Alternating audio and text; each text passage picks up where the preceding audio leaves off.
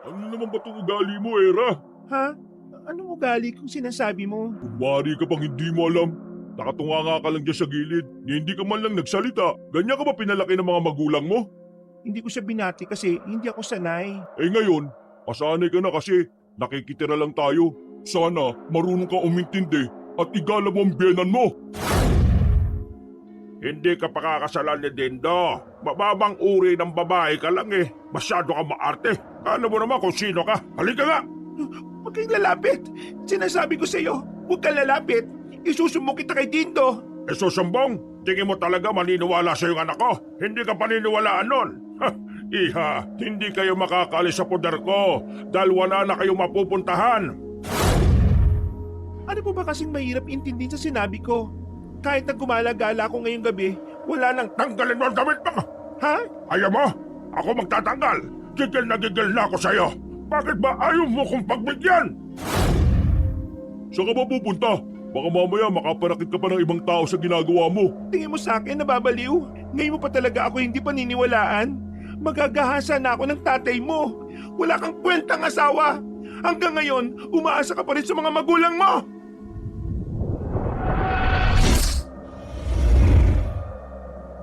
Kahit nalabag sa kalooban ni Era na manirahan sa bahay ng kanyang biyenan, ay wala siyang nagawa.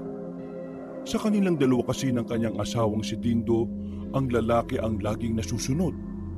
Wala siyang boses pagdating sa pagdedesisyon.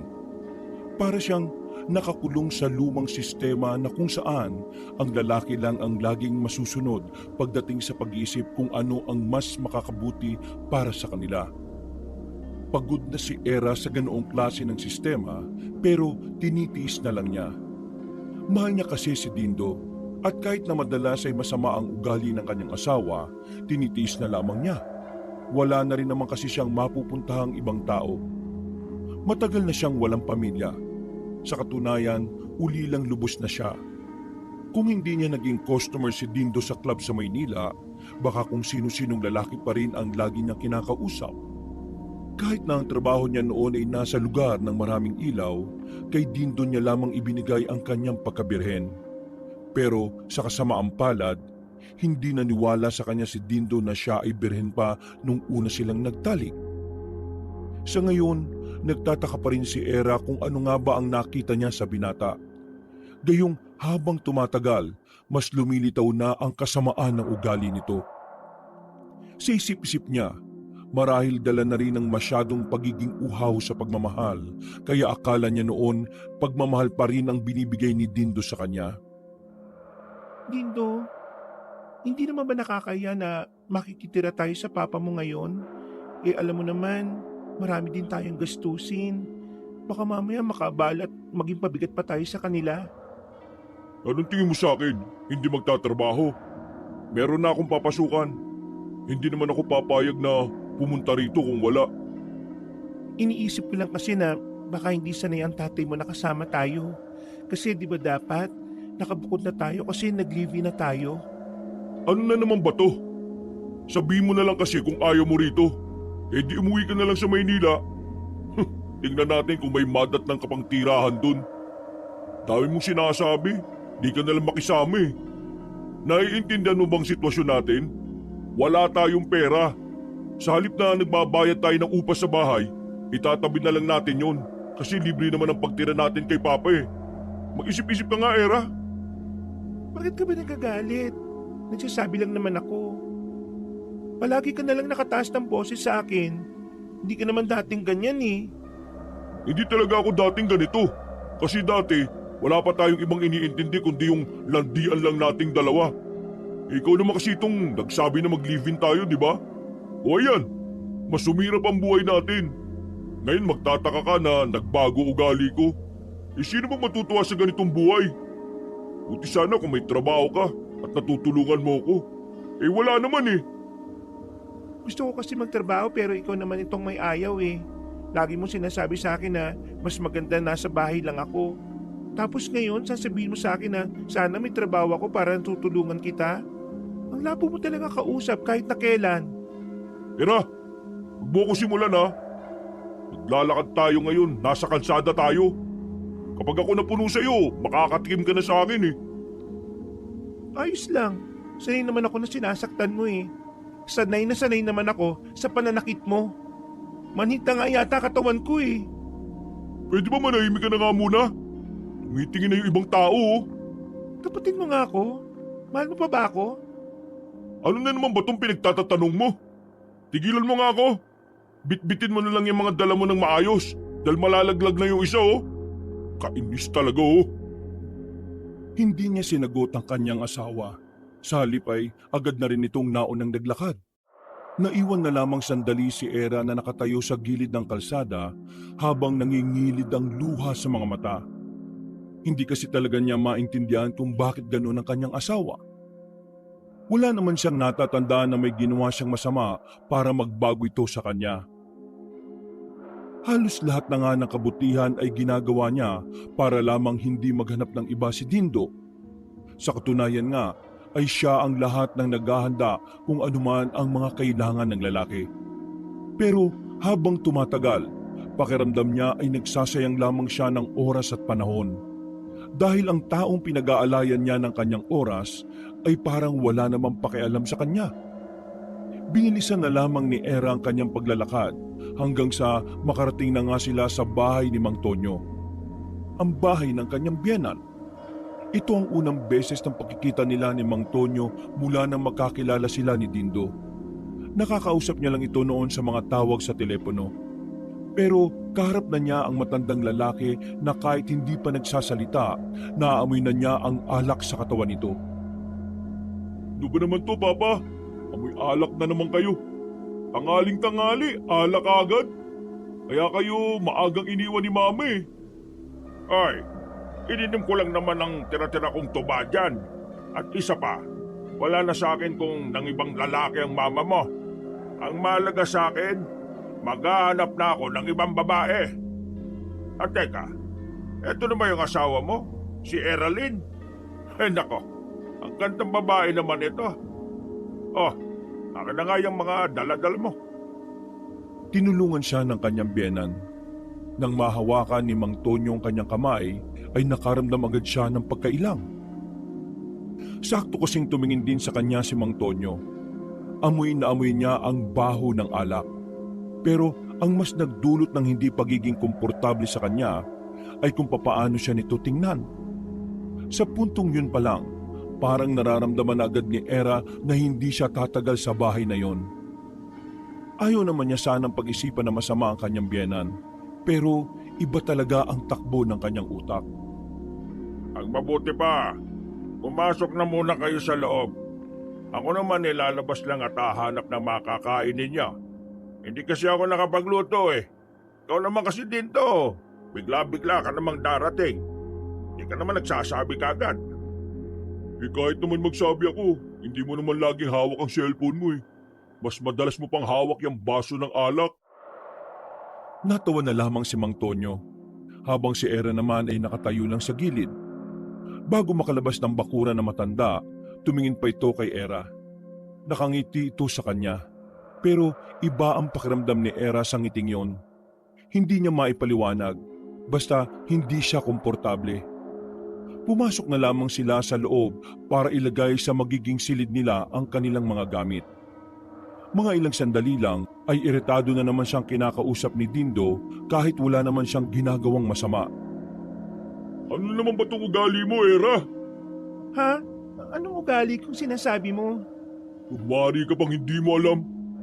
Magtatanong ba ako kung alam ko? Ang bastos mo! Di ka man lang bumati kay Papa pagdating natin. Nakatunga nga ka lang dyan sa gilid. Hindi ka man lang nagsalita. Kahit isang hello o kaya magandang tanghali, wala. Ganyan ka ba pinalaki ng mga magulang mo? Hindi lang kasi ako sanay na makipag-usap sa ibang tao. Kasalanan mo rin naman. Kung hinayaan mo lang sana ako makapagtrabaho eh. E di sana nasanay ako sa mga tao. Lagi na lang ako nasa bahay, walang kausap. Ikaw lang ang nakakausap ko lagi pag galit. Naku, huwag mong ibahin ang usapan, Era ha. Nandito tayo sa pamamahay ni Papa kaya matuto kang gumalang. Marunong naman akong gumalang eh. Hindi lang nakabati sa kanya kanina, ibig sabihin ba nun masama na akong tao? Hindi ko siya binati kasi hindi ako sanay. Eh ngayon, masanay ka na kasi nakikitira lang tayo. Sana marunong kang umintindi. Bumuntong hininga na lamang si Era. Hindi na lamang niya pinatulan pa si Dindo dahil ayaw rin naman niyang masaktan ulit. Kilala niya ang lalaki. Kapag napipikon nito, otomatikong nakakatkim siya ng pananakit. Makalipas ang ilang sandali, ay nabalik na rin ang matandang lalaki. May daladala na itong ulam at kanin. Sabay-sabay silang kumain ng mga sandaling yon. Habang nasa hapagkainan sila, palihim na pinagmasdan ni Era matanda. Inaalam niya kasi kung ano ba talaga ang mali sa kanyang biyenan. Nakikita niyang tila normal lang naman itong nakikipag-usap sa kanila. Sa isip-isip niya, baka masyado lang siyang nagiging mapanghusga. Kaya kinabukasan, sinubukan na niyang kalimutan ang mga nararamdaman niya. Aniya, kailangan niyang makibagay gaya na nga ng sinasabi ni Dindo sa kanya. Dakong 10:00 ng umaga, maagang umalis ng bahay ang lalaking si Dindo. Si Era at Mang Tonyo lang ang naiwan sa bahay. Habang abalang naghahanda ang babae ng kanilang iluluto, si Mang Tonyo naman ay nasa bakuran lang. Pinagkakaabalahan naman ang mga alagang manok. Habang meron na namang isang baso ng tuba na nakahanda, binilisan na lamang ni Era ang ginagawa niya. Maya-maya ay nagulat na lamang siya nang pumasok na rin ng bahay si Mang Tonyo. Sumandal ito sa pintuan. Alam mo, Eralyn, hindi ko maintindihan na bakit sa dami ng lalaki sa mundo, napagtisan mo yung anak ko. Parumbado na, siraulo pa yan. Hindi ka ba niya sinasaktan? Hindi naman po. Maayos naman po kasi ang samahan namin eh. Kahit na halatang halata naman ang ilang pasa sa kanyang braso ay nagkailan na lamang siya. Ayaw niya kasing masira ang imahe ng kanyang asawa sa sarili nitong ama. Mabuti naman kung ganon. Kasi kung sasaktan ka niya, sayang ka. Ang ganda-ganda mo pa naman. Ang sexy. Kahit hindi ka magsuot ng mga hapit na suot, kitang-kita naman kung gaano ka ka-sexy. Ay nako, hindi ka na pakakawalan ng anak ko. Kahit ako naman na maging asawa mo, siguradong araw-araw akong gaganahan sa buhay, lalo na sa gabi. Sa puntong ito, hindi na may paliwanag ni Era ang kanyang nararamdaman. Hindi niya kasi nagustuhan ang huling sinabi sa kanya ni Mang Tonyo, pero mas pinili na lamang niyang hindi pansinin. Bumuntong hininga na lamang siya at itinuon ang atensyon sa ginagawa. Pero mukhang hindi pa talaga tapos ang matandang lalaki sa pangiistorbo sa kanya. Naglakad ito sa likuran niya. Hindi niya alam kung nasagi lang ba ng biyena niya ang kanyang puwet o sadya nitong hinawakan yun. Yeah, tingin ko mas gaganda ka kung magsusot ka ng naaangkop sa suot ng isang asawang babae. Lalo na kung gabi. Kasi di ba, ang trabaho ng mga misis sa gabi, paligayahin ang kanilang mga mister. Ganon ang gawin mo para mas lalong mabaliw sa'yo si Dindo. Ganun po ba? Hindi na nagsalita pa si Era habang abala siya sa kanyang ginagawa. Pakiramdam niya ay pinagmamasdan ng kanyang biyena ng likuran niya, partikular na sa kanyang bandang puwet. Kahit hindi siya komportable, sinubukan na lamang niyang hindi ito pansinin. Maya-maya, nagpaalam siya saglit para bumili lang ng toyo sa labas. Malapit lang naman daw ang tindahan kaya hindi na nag-utos pa si Era. Isa pa, hindi rin naman kasi siya sanay na mang-utos kung kaya naman niyang gawin. Mas sanay pa siya na siya ang inuutusan. Habang naglalakad patungo sa tindahan, aksidenteng nagkalaglagan ng mga hawak na barya ni Era. Nang pupulutin na niya yon, isang lalaki ang tumulong sa kanya. Nagkauntugan pa silang dalawa. Aray ko naman. Pasensya ka na. Mas maigi nang ako nang dumampot ng mga baryang nahulog mo kaysa iba. Baka mapahama ka pa eh. Paano mapapahamak? Marami bang masamang loob dito sa inyo? Hindi ka maniniwala kung sasabihin ko sa'yo pero ito lang ang tatandaan mo. Dahil bago ka lang dito, mainit ka sa mga mata nila. Kaya mag-iingat ka sa mga taong makakausap mo, ha? Hindi dapat pala mag-ingat din ako sa'yo kasi hindi naman kita kilala eh. Oo, ganun na nga. Pero sinisiguro ko naman sa'yo na hindi ako masamang tao. Kung tutuusin, ako pa ang magliligtas sa'yo sa sinasabi kong kapahamakan. Teka, sandali nga. Anong kapamakan ba yung sinasabi mo? Hindi kita maintindihan eh. Taga Maynila ako. Hindi uso sa amin ng mga ganyang salita.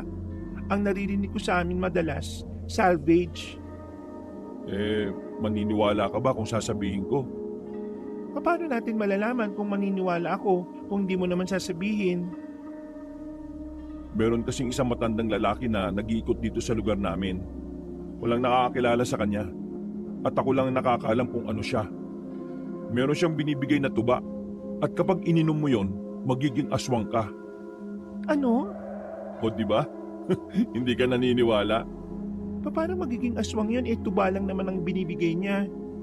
Basta, sakaling may makita kang matandang lalaki na puti na ang buhok pero malakas-lakas pa ang pangangatawan, wag na wag kang tatanggap ng kahit na anong pagkain o inumin mula sa kanya, lalong-lalo ng tuba.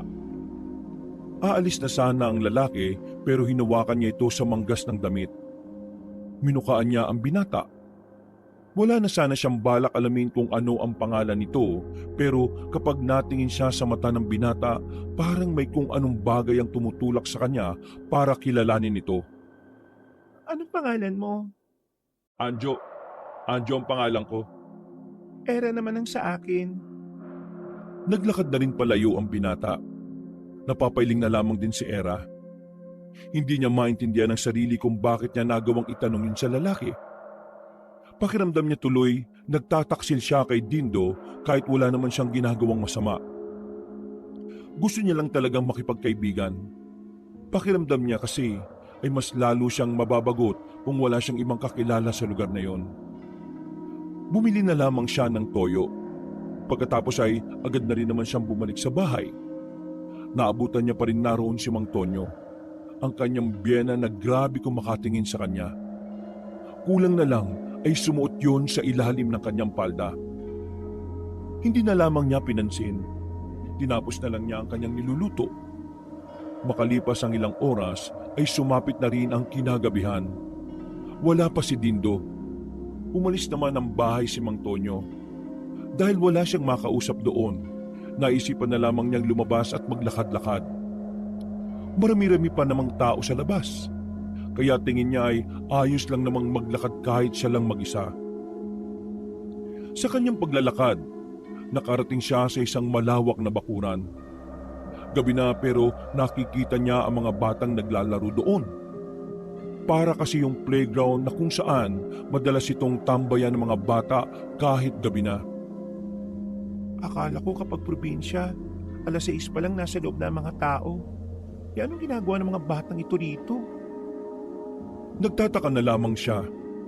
Ipagpapatuloy na lamang sana niya ang paglalakad nang biglang muntikan na niyang mabunggo ang isang matandang lalaki. Puti na ang buhok nito pero malakas-lakas pa rin. Bago ka lang ba rito, iha? Opo. Bakit po? Ano pong kailangan nyo?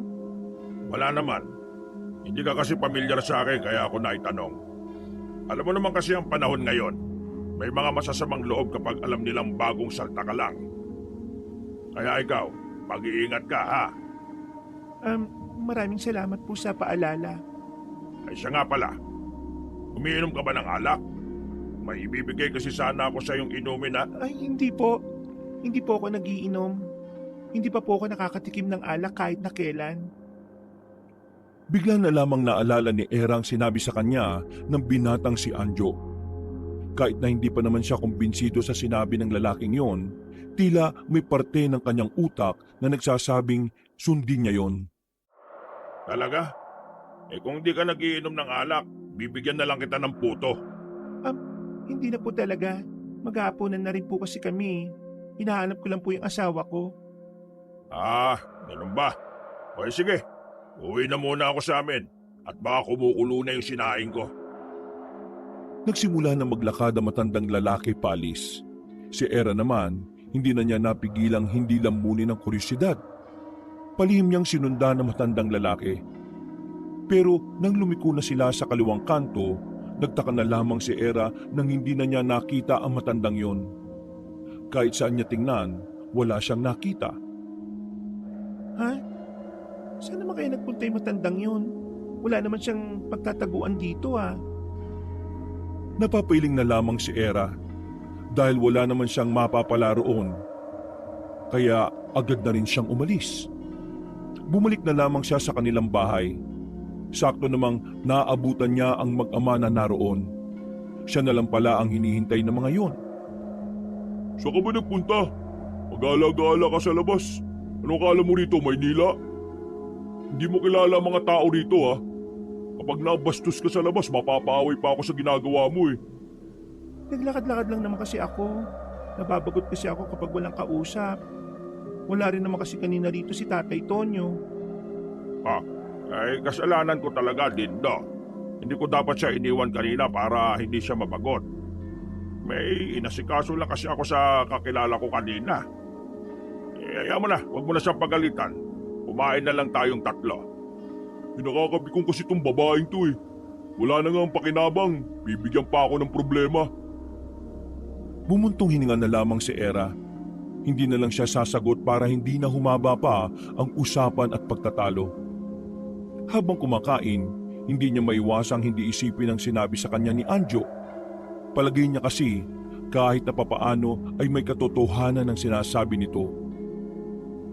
Lumipas pa ang ilang araw, unti-unti na ring nasasanay si Era sa sistema ng baryo na kinalalagyan nila. Wala naman sana siyang problema doon dahil kaya niya namang tiisin ang ugali ng kanyang asawa. Ang tanging nagiging problema lamang niya ay walang iba kundi ang kanyang biyenan. Ilang beses na kasi niya itong napapansin na laging nakatingin sa kanya. Lalong-lalo na kapag bagong ligo siya. May mga pagkakataon din na kung minsan parang nararamdaman niyang nasa harapan ng banyo ang biyenan niya. Iniisip na nga niya na sabihin na kay Dindo ang nararanasan niya pero wala siyang lakas ng loob. Kahit kailan kasi, hindi naman siya pinakinggan ng lalaki. Kaya palagay niya malabong maniwala sa kanya si Dindo. Baka mas lalo pa siyang mapasama. Manang, 1 kilo nga po nitong pusit. Nasa palengke ngayon ng dalaga para mamili ng kanilang pananghalian. Mula nang manirahan siya sa poder ng kanyang biyenan, siya na rin ang naging tagaluto. Talagang nagiging responsibilidad na niya ang mga gawaing bahay dahil madalas siya lang naman ang naiiwan. Ano, kumusta? Wala bang nanggugulo sa'yo? Napalingon ng dalaga sa gilid nang marinig ang tinig na yon ng lalaki. Nakita niya si Anjo na may mga dalang plastik ng gulay. Hindi ito nakatingin sa kanya. Namimili lang ito ng isda. Ayos lang naman ako. Mas pinili na lang niyang hindi na muna sabihin sa binata kung ano man ang nararanasan niya tungkol sa matanda. Iniiwasan na rin kasi niyang magkaroon pa sila ng pag-uusap. May nakapagsabi kasi kay Dindo na meron siyang nakausap na ibang lalaki noong nakaraang araw. Kilala niya pa naman ang kanyang kinakasama. Masyado itong siloso pagdating sa ibang lalaki. Nung nakaraan, yung matandang sinasabi ko sa'yo, munti ka na niyang mabiktima yung kapatid ng kaibigan ko. Kaya ikaw ha, mag-iingat ka. Mas nilalapitan niya yung mga taong walang kamalay-malay sa mga ganoong bagay. Tumungo na lamang ang dalaga. Hindi na siya sumagot. Nagmamadali na siyang umalis. Kahit gustuin man ni Era na kausapin si Anjo, kahit gusto niya itong maging kaibigan, kailangan niyang dumistansya. Lalo na't hindi lang si Dindo ang pumupuna sa kanya. Maging ang kanyang biyenan na rin na si Mang Tonyo. Umuwi na lamang ng bahay si Era. Itinuon na lamang niya ang atensyon sa pag-aasikaso. Nilinis niya ang buong bahay matapos niyang makapagluto. Kahit hindi niya ring gawain na mag-igib ng tubig at magsibak ng kahoy, tinapos na rin niya para wala nang masabi ang kanyang tinuturing na asawa. Dakong 4:00 ng hapon, nakatulog na ang babae sa sobrang pagod. Hindi na niya namalaya na sa sala pala siya nahiga. Wala siyang kaalam-alam pinagmamasdan na pala siya ni Mang Tonyo. Ang mga mata ng matanda ay malayang gumagala sa kabuuan ng babae. Para bang kulang na lang ay hubaran na niya ito. Nang magising si Era, naaktuhan niyang hawak-hawak na ng matanda ang kanyang hita habang nakaupo ito sa paanan niya. Napabalikwas ang dalaga. Agad siyang dumistansya sa matanda. Ano pong ginagawa niyo? Wala. Bakit? Ano bang ginagawa ko? Bakit kayo nakahawak sa hita ko? Bakit? Hindi ba pwede hawakan? Makinis at maputi ang hita mo eh. Masarap hawakan. Anong masama na natutuwa lang ako sa legs mo? Sa puntong ito, tila nag-uumapaw na ang takot ni Era sa kanyang sistema. Pakiramdam niya may gagawin sa kanyang masama ang matandang lalaki. Hindi rin siya mapakali sa tingin nito sa kanya. Sobrang lagkit at nagnanasa. Hindi po tama ang ginagawa niyo. Hindi ko ho kayo asawa para hawakan ang pribadong parte ng katawan ko. Anong pribado? Litaw na litaw ang hita mo eh. Paano naging pribado yan? Isa pa, hindi pa naman kayo kasal ng anak ko. Kaya hindi ka pa niya pag-aari. Ibig sabihin, kahit na sino ay maaaring humawak sa katawan mo. Kaya iha, habang wala pa si Dindo pwede bang pahawak ako ulit na... Hindi na nakapagpigil pa si Era. Nasampal na niya ang kanyang biyenan. Sa lakas ng kanyang sampal, nanlaki ang mga mata ni Mang Tonyo dahil sa gulat. Nakahawak lamang ito sa kanyang kamay. Hindi makapaniwala na nagawa yun ni Era. Seryoso ka ba? Sinampal mo ang taong nagpapatira sa'yo rito? Wala po kayong karapatan na bastusin ako kahit ikaw pang may-ari ng bahay na ito. Kinakasama ako ng anak niyo. Balang araw ay ikakasal na rin kami. Kaya sana matuto kayong rumispeto sa pagkababae ko. Hindi ka pakakasalan ni Dindo. Mababang uri ng babae ka lang eh. Mataas ang ambisyon ng anak ko. Kaya huwag kang umasa. Pasalamat ka pa nga kasi nagiging interesado ako sa iyo eh. Masyado ka maarte. Kala mo naman kung sino ka. Halika nga! Huwag kayong lalapit. Sinasabi ko sa iyo, huwag kang lalapit. Isusumbong kita kay Dindo. Susumbong? Tingin mo talaga maniniwala sa yung anak ko? Hindi ka paniniwalaan nun. Iisipin pa nun, gumagawa ka lang ng kwento para makaalis na kayo rito. Iha, hindi kayo makakaalis sa poder ko dahil wala na kayong mapupuntahan. Isusumbong kita sa mga pulis. Ipapakulong kita. Isusumbong mo naman ako ngayon sa pulis. Nagpapatawa ka yata. Nakita mo ba yung mga dumalaw na pulis nung nakaraan? Mga pinsan ko sila. Tingin mo, hahayaan nilang makulong ako? Malakas ako sa mga yon. Nung mga sandaling yun, ay tila nawawala na ng pag-asa ang dalaga.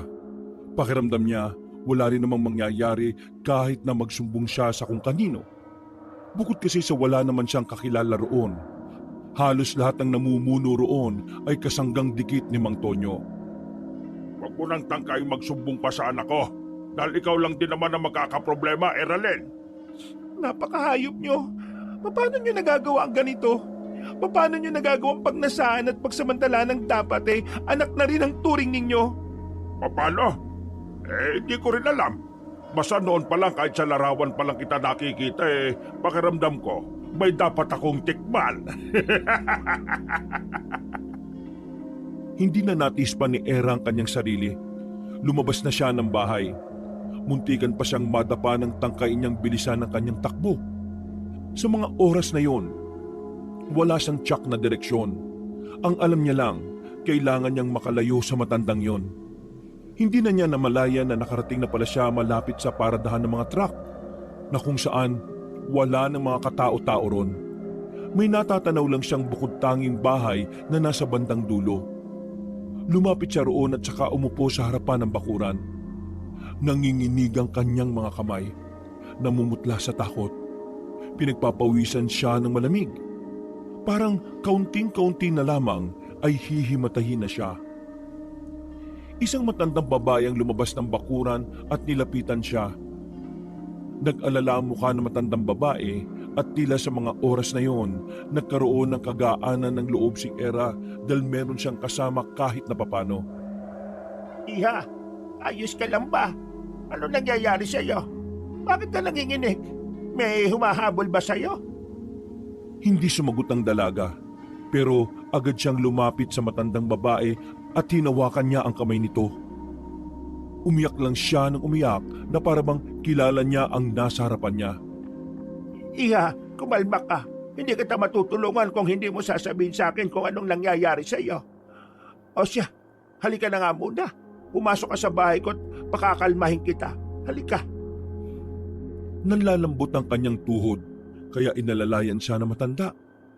Pinaupo siya sa gilid at isinandal niya naman ang likod sa dingding. Mga ilang sandali lang, nakabalik na ang matandang babae na may dala ng mainit na sabaw ng nilagang baka. Eto, inumin mo na muna yan at nang kumalma ka. Sinunod ni Era ang sinabi nito. Epektibo naman yon dahil matapos siyang maubos ang sabaw ng baka ay kalmado na rin ang kanyang kalooban. Dahil dito ay nasimulan na rin niyang makapagkwento sa matandang babae. Ayos ka na ba? Kaya mo namang sabihin sa akin kung anong nangyari sa iyo. Yung biyanan ko po kasi, pinagnanasaan ako. Muntikan na niya akong pagsamantalahan. Hinawakan niya po ang hita ko at balak niya po akong gahasain kanina. Mabuti na lang at nakalis kagad ako dahil baka kung hindi, ano nang magawa niya? Diyos ko, alam ba ito ng asawa mo? Hindi pa po pero natatakot po ako na baka kapag sinabi ko sa kanya, magalit po siya sa akin, na baka hindi rin naman siya maniwala. Abay anong klaseng lalaki siya kung galon siya? Dapat mas maniwala siya sa iyo. Pambihira, hindi naman tama ang ganyan. Alam mo, kahit hindi kita kilala naaawa ko sa kalagayan mo. Sino bang biyenan mong yan? Baka kilala ko't masumbong natin. Si Tatay Tonyo po, yung may mga pinsang pulis. Nako, si Tonyo pala. Abay si Raulo talaga matandang yan. Ang dami ng pinerwisyo niyan dito. Laging lasing tapos nang babastos. Wala namang pumapalag dyan kasi maraming kapit ng taong yan. Puro politiko. O kaya mga pulis. Kaya malakas ang loob niyan pasensya ka na, Iha. Sa ngayon hindi ko alam kung paano natin siya isusumbong. Alam ko kasi ang kakayahan niyang makaganti. Natatakot din naman ako na baka ako rin ang balikan niya. Naintindihan ko naman po kayo. Huwag niyo na pong idamay ang sarili ninyo. Masaya na po kung meron akong napagsabihan. Maraming salamat po kasi kahit na hindi niyo ako kilala pinakikinggan niyo po ako. Gusto mo pang dumito ka na muna? Nag-aalala ako sa iyo, Iha Ay, hindi na po. Kailangan ko pong umuwi. Mamayang 6:00 kasi uuwi na rin ang kinakasama ko. Ay, di bale. Magbibigay ako sa iyo ng pwede mong gawin panlaban sa kanya. Ano pong panlaban? May kinuha ang matandang babae na isang tableta na kulay chocolate. Kasing laki lamang ito ng pangkaraniwang tabletang gamot. Ano po ito? Hindi ito gamot Isa itong tableta na kapag nainom ng isang tao, mangangati ang katawan niya sa loob ng 1 linggo. Kapag napainom mo ito sa iyong biyanan, siguradong hindi siya mapapakali. Matutuon ang atensyon niya sa pangangati niya kaysa sa pagnanasa niya sa iyo. Ginagamit ko ito noon sa lahat ng mga taong may binabalak na masama sa akin Epektibo po ba ito? Ay, oo. Yan ang ginagamit ko palagi. Hanggang ngayon na may mga kumakalaban sa akin. Pero hindi yan nakakamatay. Matinding katilang ang idinudulot niyan. Maraming salamat po. Pero sino po ba talaga kayo? Bakit may ganito po kayo? Bago ka lang siguro kaya hindi mo ako kilala, Ako si Petina. Kilala akong albularyo rito sa amin. Gumagawa ko ng mga pangontra at halamang gamot. Isa po kayong albularyo? Ibig sabihin, may alam po kayo sa aswang? Sa isang iglap, bigla na lamang naiba ang kanilang usapan. Naging seryoso na rin ang reaksyon ng matanda. Bagay na nagdulot ng kaunting kaba para sa babae. Tensya na po. Hindi ko na lang po sana itinanong. Iha, matanong lang kita. Bakit bigla mong naisip ang aswang? Meron po kasi ako nakausap na lalaki. Binigyan niya ako ng babala. Ang sabi niya kasi, dito raw sa inyo, may matandang lalaki na gumagala. Nag-aalok ng inumin o kaya pagkain.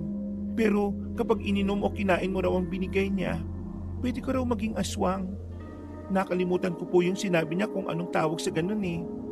Kaya nang malaman ko na albularyo kayo, naitanong ko na po yun. Gusto ko po kasi talagang malaman kung totoo po yun eh.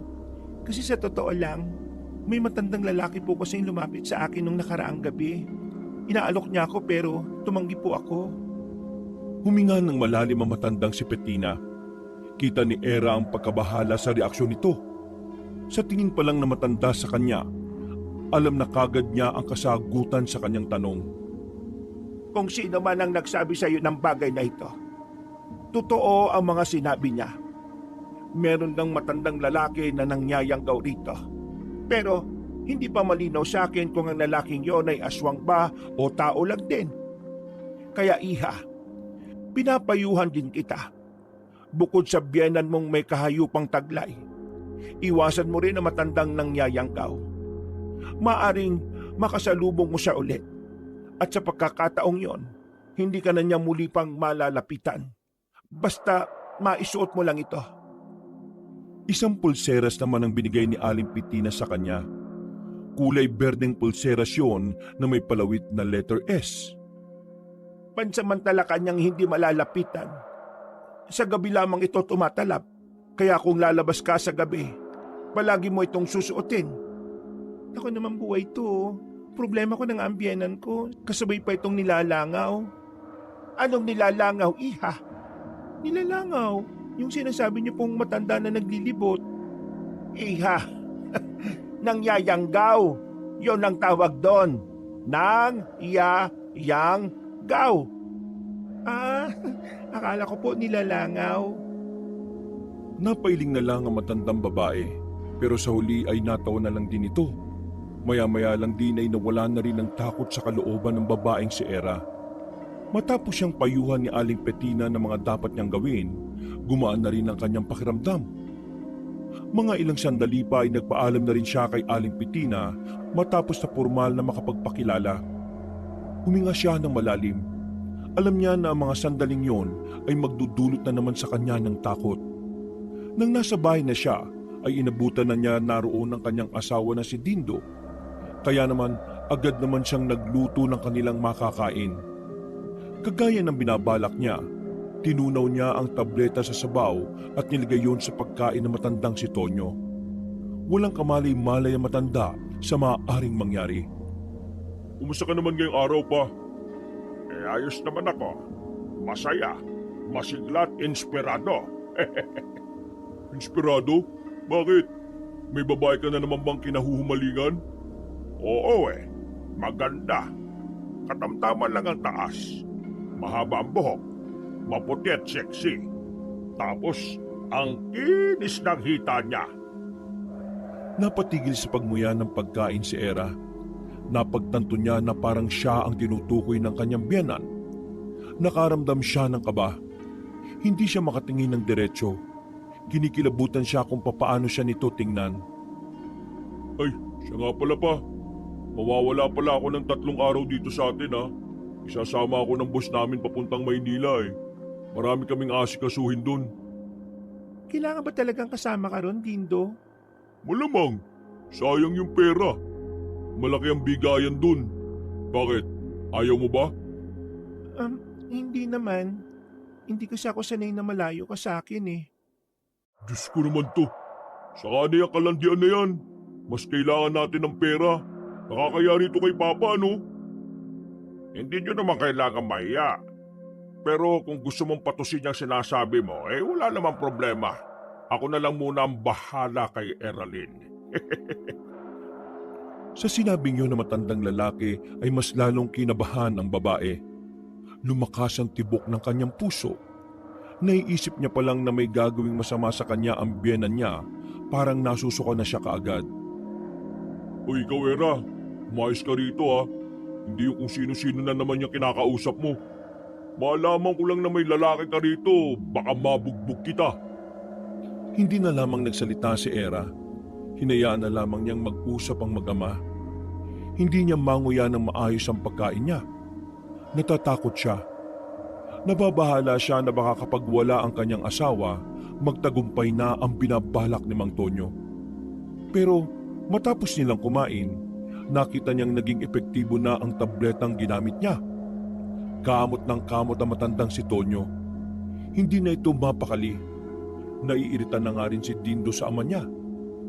Habang nasa kwarto, naririnig ni Era na nag-uusap ang mag-ama. Pinag-uusapan ng dalawa kung anong kinain ni Mang Tonyo at bakit walang tigil ang pangangati ng katawan nito. Tingnan natin kung makapangmanya ka pa. Buong akala ni Era kapag nangati na ng nangati ang kanyang biyenan, magiging payapa na ang kanyang buhay sa pamamahay na yon. Pero nang umalis na ang kanyang asawa, hindi pa rin talaga naawat ang pagnanasa na matanda. Kahit na nangangati ito, patuloy siya nitong pinagsasamantalahan. Kung minsan, bigla-bigla na lang hinahawakan ni Mang Tonyo ang kanyang bewang. May pagkakataon ding pinapalo ni Mang Tonyo ang kanyang puwet. Isang beses habang nasa bakuran sila, inamoy ng matandang si Tonyo ang kanyang buhok. Agad namang dumistansya ang dalaga. Gabi na nun, kaya nag-aalala ang dalaga na baka walang makakitang kung anuman sa binabalak sa kanya ng biyenan. Hindi ka ba matitigil sa kamanyakan mo? Nangangati ka na't lahat-lahat eh. Ganyan ka pa rin? Grabe ang kademonyoan mo. Malakas ang pagkakasabi ni Era kaya naman agad na kinuha ni Mang Tonyong itak at tinutok yun sa kanya. Hoy, hinaan mo ang boses mo, tatagayin kita nito. Natakot ang babae. Hindi na ito nakapalagpa. Napahawak na lamang si Era sa bakod. Alam mo kung bakit ako nangangati? Kasi kailangan mo kong kamutin. Kailangan kong magpakamot sa iyo, total, narito ka naman. Hindi. Hindi mangyayari ang gusto mo. Hindi. Kadiri ka. Lalapit na sana matandang si Tonyo sa dalaga nang biglang mapalingon sila sa labas ng bakuran nila. Isang lalaking maputi na ang buhok ang nakatayo roon. May mga dala itong alak. Nanlalaki ang mga mata ni Era. Alam niyang mangyayanggaw ang matandang yon. Alam kong umiinom ka ng alak. Gusto mo ba nito, pre?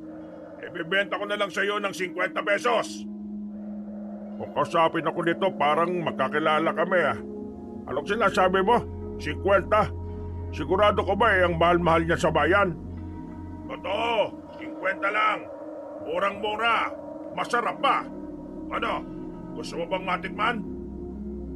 Nakita ni Era na mukhang papayag si Mang Tonyo. Kahit na minamanyak siya nito, naisipan niya itong pigilan. Inisip niya kasi na kapag naging aswang si Mang Tonyo, ay mas lalong magiging kalbaryo ang buhay niya sa poder nito. Kahit hindi pa naman siya 100% naniniwala sa Yanggao, hindi siya nagdalawang isip na lumapit at pigilan ng kanyang biyenan. Huwag mong tikman ng alak na yan. At bakit naman hindi? Murang-mura na nga ito. Oo nga naman. Bakit ka ba nakikialam? Sunod-sunod ka na nagiinom. Halos araw-araw. Nag-aalala ko na baka magkasakit ka na. Sukang-suka si Era nang sabihin niya yon. Kahit nalabag yon sa kalooban niya, kailangan niyang sabihin yon para mapigilan niya lang ito. Pasensya ka na, merong nag-aalala eh. Sige na, sa iba ka na lang mag-alok ng ganyan, pare. Sige. Wala namang problema eh. Tumingin ng masama ang matandang mangyayanggaw kay Era, pero naglakad na rin ito papalayo. Nang mawala ng matandang yon, hinawakan naman ni Mang Tonyo ang magkabilang balikat niya. Kunwari ka pa, may gusto ka rin naman pala sa akin eh. Kilabutan ka nga sa mga sinasabi mo. Ginawa ko lang yun dahil kapag nagkasakit ka, makukonsumi si Dindo sa'yo. Diyos ko, huwag ka na nga magkaila. Wala namang mawawala sa'yo kung aaminin mo lang ang totoo eh. Hindi umubra ang kamanyakan ni Mang Tonyo ng mga sandaling yon. Agad na pumasok ang dalaga sa kanyang silid. Hindi siya nagbukas ng pinto kahit na ilang beses pang nangatok ang kanyang biyenan. Mga ilang sandali lang yon. Tumigil na rin yon. Narinig niya sa labas na parabang iritang-irita na ang matanda. Mura yun ng mura dahil sa pangangati. Dahil doon, tuluyan na nga nakakuha ng pagkakataon ng babae para makatulog. 3 araw pa ang nakalipas, pauwi na rin si Dindo. Pero 9:00 pa ng gabi ay wala na rin ito sa kanilang bahay. Kahit na alam niyang binabaliwala lang siya ng lalaki, hindi pa rin niya maiwasang hindi mag-alala para doon. Habang nasa bakuran na naghihintay, biglang dumating ang matandang si Tonyo. Nangangati na naman ito. Kamot ito ng kamot habang nagmumura. Maya-maya pa, tumingin ito sa kanya at tumigil. Nalin, tulungan mo nga ako. Ihanap mo ko ng gamot na pampawala ng kate. 9:00 na. Wala nang bukas na tindahan ng gamot ngayon. Matitis mo bang makita lang ako? Nung kasing malugang ka, hirap na ako. Hindi pa naman kami kasal ni Dindo, hindi ba? Kayo na rin po ang nagsabi, kaya hindi niyo pa po ako manugang. Ang dami mo namang sinasabi. Sige na, ibili mo na ako ng gamot. Wala na nga bukas na tindahan ngayon. Sana kasi kanina ka pa nagsabi. Ay, tinatasan mo na ba ako ng boses mo? Eh, ang kulit niyo po kasi. Halika nga rito. Bigla siyang hinablot na matandang lalaki at saka dinala sa loob ng bahay. Padabog nitong isinarado ang pinto. Sa puntong ito, dumagungdong na ang kaba sa kalooban ni Era. Pakiramdam niya ay may mangyayaring hindi maganda. Baka nakakalimutan mo, sampid ka lang dito, Era. Nung nakaraan pa ako nabubisit sa ugali mo, hindi ko na nga mapakinambangan yung ganda mo eh. Ganyan pang pinapakita mong ugali. Makisama ka sa bahay na ito. Akin ang bahay na ito kaya kung anong inuutos ko, sumunod ka. Ano po ba kasing mahirap intindihin sa sinabi ko? Kahit na gumala-gala ako ngayong gabi, wala nang... Tanggalin mo ang damit mo. Ha? Ayaw mo? Ako magtatanggal. Gigil na ako sa'yo. Bakit ba ayaw mo kong pagbigyan? Agad na lumapit ang matandang lalaki.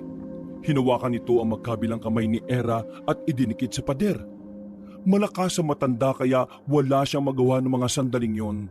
At kahit din sumigaw siya, hindi niya naman magawa dahil sa banta ng patalim na bigla na lamang nitong kinuha. Pagbigyan mo lang ako. Isa lang. Nangahawakan na sana ni Mang Tonyo ang kanyang dibdib. Naglakas loob siyang sipain nito sa pagitan ng mga hita. Agad na namilipit sa sakit ang matandang lalaki. Sakto naman bumukas ang pintuan saka dumating si Dindo. Takot na lumapit ang babae sa kanyang asawa.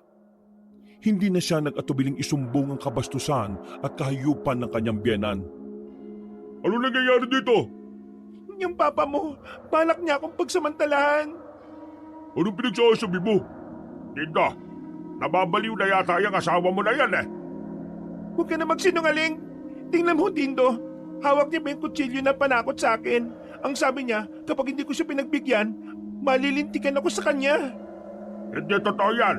Ikaw ang nakita ko magsasaksak sa sarili mo. Inawat lang kita kasi magpapatiwakal ka. Tapos nung agawin ko sa kanya yung kutsilyo bigla na lang niya akong binayagan. Hindi ko alam kung anong problema ng asawa mong yan Nabubuang na yata yan Ano bang nangyayari sa iyo, Era? Huwag ka maniwala dyan. Sinungaling yan. Ako ang nagsasabi sa iyo ng totoo. Nung nakaraan niya pa ako binabastos. Hinipuan niya ako at sinasabihan ng malalaswa. Balak niya akong pagsamantalaan. Dito naman, pakinggan mo naman ako. Hindi ko magagawa ang sinasabi mong yan. Parang anak na rin ang turing ko sa'yo. Kahit na kailan, wala akong pagnanasa sa'yo. Kinabutan ka naman sa mga sinasabi mo. Dito, hiwalayan mo na yung babaeng yan. May sayad na sa utak yan. Era, kilala ko si Papa ha. Kahit na may pagkamasama ugali niyan, kahit na kailan ay hindi niya magagawa ang bagay na yon. Tigilan mo yung mga sinasabi mo at baka may makarinig na iba isipin nila totoo. Tsaka pwede ba? Kung nabubuang ka, magsabi ka para mapatingin na kita. Umimirwisyo ka na ng ibang tao Parang gusto na lamang magwala ni Era ng mga sandaling yon. Hindi niya kasi inakala na magagawang baliwalain ni Dindo ang pagsusumbong niya. Kahit na humahagulgol na siya, mas pinili pa rin niyang paniwalaan ang sariling ama. Sa sobrang sama ng loob, tumakbo palabas ang dalaga. Agad namang itong hinabol ni Dindo. Nahawakan ni Dindo ang babae sa braso at marahas na hinila. Saan ka ba pupunta? Baka mamaya makapanakit ka pa ng ibang tao sa ginagawa mo. Tingin mo sa akin, nababaliw? Diyos ko, Dindo. Ang tagal na natin pero kahit na kailan, hindi man lang ako pinakinggan. Ngayon mo pa talaga ako hindi paniniwalaan. Magagahasa na ako ng tatay mo. Naintindihan mo ba ako? Pagsasamantalanan niya ako, wala ka pa rin pakialam sa akin. Kahit na kailan, wala ka talagang kwentang lalaki. Wala kang kwentang asawa. Hanggang ngayon, umaasa ka pa rin sa mga magulang mo. Hoy, magdanda ka sa pananalita mo ha. Masasaktan kita rito kahit na nasa labas tayo. Bakit? Totoo naman Kahit na kailan, hindi ka naman naging tunay na lalaki. Hindi mo ko magawang protektahan. Tama nga lang talaga na hindi tayo nagpakasal kasi magiging walang kwentang asawa ka lang din talaga. Manahimik ka! Sasampalin na sana ni Dindo ang babae, pero hinawakan ni Anjo ang kamay ng lalaki. Nang makita ni Era ang binatang yon, tila nabuhayan na siya ng loob. Parang ito na lamang ang natitira niyang pag-asa. Isa pang binata ang humarang sa kanilang dalawa. Mas maliliit lang ito ng kaunti kumpara kay Anjo. Asawa mo, sinasaktan mo? Akala mo ba kung yung ginagawa mo? Para ka lang walang bayag niyan, pre. Ang babae, minamahal yan, hindi yan sinasaktan. Hinawi ni Dindo ang kamay ni Anjo at saka dumistansya. Salubong ang kilay nitong nakatingin sa kanila. Sino naman kayo mga epal kayo? Kahit na malaman mo kung sino kami, wala pa rin namang magbabago sa iyo Isa ka pa rin walang kwentang lalaki na walang ibang kayang gawin, kundi ang manakit ng walang kalaban-laban. Anong sinabi mo? Huwag ka na umangal. Totoo naman kasing wala kang kwenta Era, hiwalayan mo na yung siraulong to. Siguro ikaw yung pumoporma dito sa asawa ko ano? Ang lakas din naman ng loob mo. Sinuntok ni Dindo si Anjo. Napatras lang si Anjo ng tama nito sa panga. Pero hindi nagpatinag ang binata. Gumanti rin ito ng suntok. Tinamaan naman sa nguso si Dindo kaya agad na dumugo ang labi nito. Dahil doon, nagalit si Dindo at nakipagsuntukan pa kay Anjo. Pero dahil sanay na sa bakbakan si Anjo, walang binatbat dito ang lalaking si Dindo. Ano yan? Iusap, awatin mo sila. Hayaan lang natin. Para naman paminsan-minsan nakakatikim din ng leksyon yung walang kwentang asawa mo. Ay, siya nga pala. Ako si Rodel. Kaibigan ako ni Anjo. Nagawa mo pa talaga makipagkilala sa akin sa halip na awatin sila? Nang tingnan nila ang dalawa, nakabulagta na si Dindo. Pinilit nitong makatayo pero hilo-hilo na ito. Huwag mo nang piliting lumaban pa. Wala ka namang mapapala Masasaktan ka lang. Pagbabayaran mo ang ginawa mong itong lalaki ka. Lulumpuhin din kita. Sa panaginip mo lang magagawa yan. Hindi mo kami kakayanin, Para sabihin ko sa iyo, grupo kami ng mga manunugis dito. Mag-isa ka lang. At kahit isama mo pa yung tatay mo manyakis, hindi rin naman kayo uubra. Galit na umalis ang lalaking si Dindo. Nakahinga naman ng maluwag si Era ng mga sandaling yon. Nasaktan ka ba? Hindi naman. Ayos lang ako. Buti dumating kayo. Madalas kang saktan ng lalaking yon, no? Hindi nakapagsalita ang babae. Tango lang ang naisagot niya at napayuko na lang siya sa kahihiyan. Hindi ka dapat maya. Wala ka namang ginawang mali Biktima ka. Kaya dapat malakas ang loob mo at matapang ka. Yung tarantado mong asawa, mabubulok sa kulungan yun. Makahanap lang tayo ng matinong pulis, todas na talaga yan.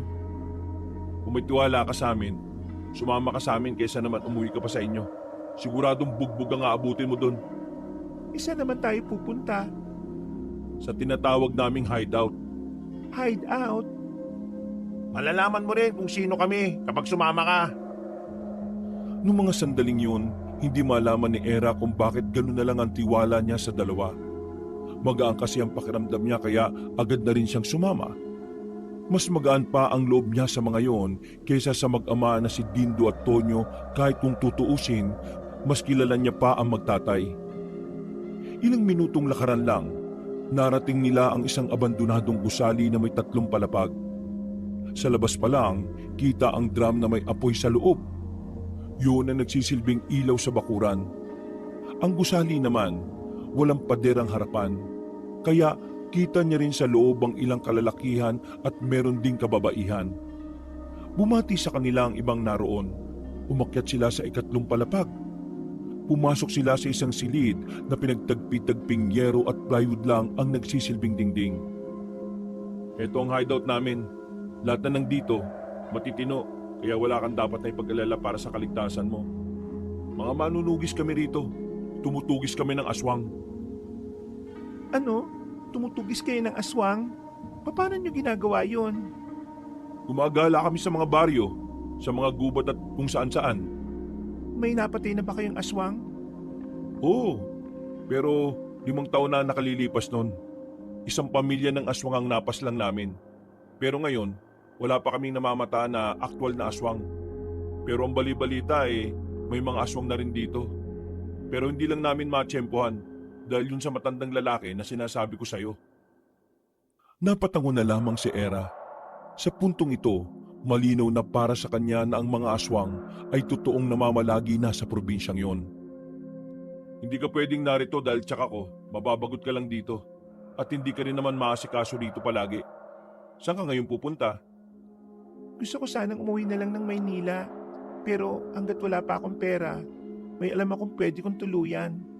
Kung ayos lang, ihatid niyo na lang sana muna ako doon. Oo, wala namang problema. Pinasok na muna siya sa isang silid at hinayaang makapagpahinga. Weirdo ang pakiramdam ni Era sa mga sandaling yon. Kahit kasi mukhang mga basagulero ang mga naroon, kahit katiting ay wala siyang naramdamang pagkailang. Pakiramdam niya pa nga, mas ligtas siya roon kaysa sa bahay ni Mang Tonyo, na dapat doon niya unang maramdaman ng kapayapaan na dapat meron siya. Hindi naging maganda ang tulog ng dalaga. Kada mahihimbing siya ay nagigising siya dahil pumapasok sa panaginip niya ang mukha ng kanyang biyenan. Kinaumagahan, sumabay siya sa almusal ng mga naroon. Mainit ang pagtanggap sa kanya ng mga manunugis. Halos lahat ay natutuwa sa kanya. May nagbibiro pa nga na sumali na lang din siya sa samahan ng mga yun. Pagkatapos ng kanilang almusal, nagsimula na rin mag-insayo ang mga manunugis sa tapat. Nanunood lang si Era. Pinagmamasdan niya kung papaanong tinuturuan ni Anjo ang mga kasamahan nito. Kinahapunan ay natapos na rin ang mga yun. Sakto naman na dumating si Rodel, ang pinsang lalaki ni Anjo. Agad nitong binalita sa kanila ang nalaman. Dumaan ako kanina sa itinuro mong address. Nakita ko sa loob ng bakuran ninyong maraming tao. May mga lalaki na hindi rin pamilyar sa akin eh. Pero base sa mga suot nilang kulay itim, parang isa silang samahan. Tingin ko, sasali rin sa grupo ang asawa at biyenan mo. Hindi sila papayag na hindi makaganti at hindi makabawi. Kinabahan si Era nang malaman ang balitang yon. Nakonsensya siya dahil mayroon pang madadamay ng dahil sa kanya. Pasensya na kayo kung nadadawit kayo. Ang gusto ko lang sana, Wala namang problema. Ang mahalaga, wala ka na sa poder ng mga demonyo mong kasama sa bahay. Sa ngayon, mas mainam ihatid ka na lang namin sa sinasabi mong lugar. Mas ligtas ka ron. At para kung sakaling puntahan nila kami rito, wala na silang maabutan. Tumangon na lamang si Era. Wala naman na siyang ibang pagpipilian kundi yun lang. At sa totoo lang, hindi na rin talaga niya alam kung ano ang kanyang gagawin. Nawiwindang siya dahil hindi niya inaasahan na mangyayari ang lahat ng yun. Hindi na sila nagsayang pa ng oras. Lumarga na rin ang tatlo. Sumunod sila sa bahay na matandang si Aling Pitina. Sakto naman na noong natanaw pa lang nila ang bahay, nakita nila yung nasa bakuran. Kilala mo naman na pala yung lola ko eh. ano, lola mo si Aling Pitina? Oo, lola ko siya. Sa katunayan, sa kanya kami nakuha ng mga gamot kapag may mga lamig-lamig sa katawan namin. Kay Aling Pitina rin namin nakukuha yung mga detalye tungkol sa mga aswang. Nakakatuwa naman. Talagang maliit lang ang mundo, no? Malit lang talaga ang mundo, lalo na para sa'yo. Tsaka kung hinahanap ka na rin ngayon ng biyenan at asawa mo. Bumuntong hininga na lamang ang babae. Nakaramdam na naman ito ng pangamba. Sa mga nangyayari, malakas ang kutob niya na hindi siya agad-agad makakaalis ng lugar na yon. Ah, magkakilala ba kayo? Ito yung sinasabi namin sa inyo nung nakaraan na inabuso ng asawa. Yung kinuwento mo sa amin, iisa lang pala sila. Narito sana kami para iwan muna sa inyo itong babaeng to eh. Kawawa naman kung babalik siya sa asawa at biyena niya. Kung ayos lang po sa inyo, dito muna siya. Aalis din naman siya kapag nakadiskarte na rin siya ng pamasahe pabalik ng Maynila. Ay, sige. Alam niyo naman na wala tayong tinatanggihan pagdating sa pagtulong. Halika, iha. Sumama ka sa loob. Maraming salamat po, Aling Petina. Alam niyo, ang bait-bait po ninyo. Kahit na hindi niyo ako kilala, tinutulungan niyo po ako at may tiwala po kayo sa akin. Ay, wala yon. Kailangan mo ng tulong kaya tutulungan ka namin. Hindi naman pwedeng hayaan ka na lang naming abusuhin ng mag-amang yon. Diyos ko, huwag ka mag-alala. Dito ligtas ka. O Lola, alis na po muna kami ni Anjo ha. Babalikan lang namin ang mga kasamaan namin. Kasi baka mamayang alas 6 ng gabi, bigla na lang dumating ang mag-ama sa hideout. Sumali kasi yata ng ibang grupo ang mga yun para bawiin itong ano nga ba pangalan mo? Eraline, pero era na lang. Ay sige, mag-iingat kayo ha. Bumalik kayo dito mamayang gabi para sabay-sabay tayo maghapunan. Agad na umalis ang dalawang binata. Pinagandaan naman ni Aling Petina ng makakain ng babae. Nang mga sandaling yon, ay napangiti na lang siya habang pinagmamasdan papalayo ang dalawa. Sa isip-isip niya, mabait pa rin talaga sa kanya ang Panginoon. Dahil kung hindi siya nito dadalhin sa mga taong mabubuti gaya ng mga tumutulong sa kanya ngayon. Sumapit ang kinagabihan. Pumatak ang alas 9, pero hindi pa rin nakakabalik ang dalawang binata. Tapos na nga rin silang magapunan ni Aling Petina. Aling Petina, ayos lang ba talaga sila? Bakit hindi pa sila nakakabalik? Ay nako, ganyan naman sila palagi. Baka lang nagro-ronda sila. Hinahanap siguro yung matandang nangyayanggaw. Para kasing masama ang pakiramdam ko eh. Ay bakit? Ano bang nararamdaman mo? Parang may mangyayaring hindi maganda. Ewan ko po. Ay nako, ipagdasal na lang natin na sana walang nangyaring masama sa kanila. Halika, mabuti pa tulungan mo na lang akong manahe. Para kahit na papano naglilibang ka rin. Marunong ka bang manahe? Hindi nga po eh. Ay nako, tuturuan kita ngayon. Pero paghawak pa lang ni Era ng karayom, narinig na nilang dumating ang dalawang binata. Hingal na hingal ang mga yon, at base sa mga mukha nito, mukhang hindi magandang balita ang daladala. Bakit ba kayo ganyan? Ano bang nangyari sa inyo? Era, kailangan mo na umalis dito. Alam nilang lugar nito. Aling Petina, kilala ka nila. Alam nilang... Lola, alam na mga aswang na dito ka nakatira. Mukhang sila yung mga anak ng mga dating aswang na pinatay nyo ni Lolo noon. Ano mga oras, makakarating na sila rito.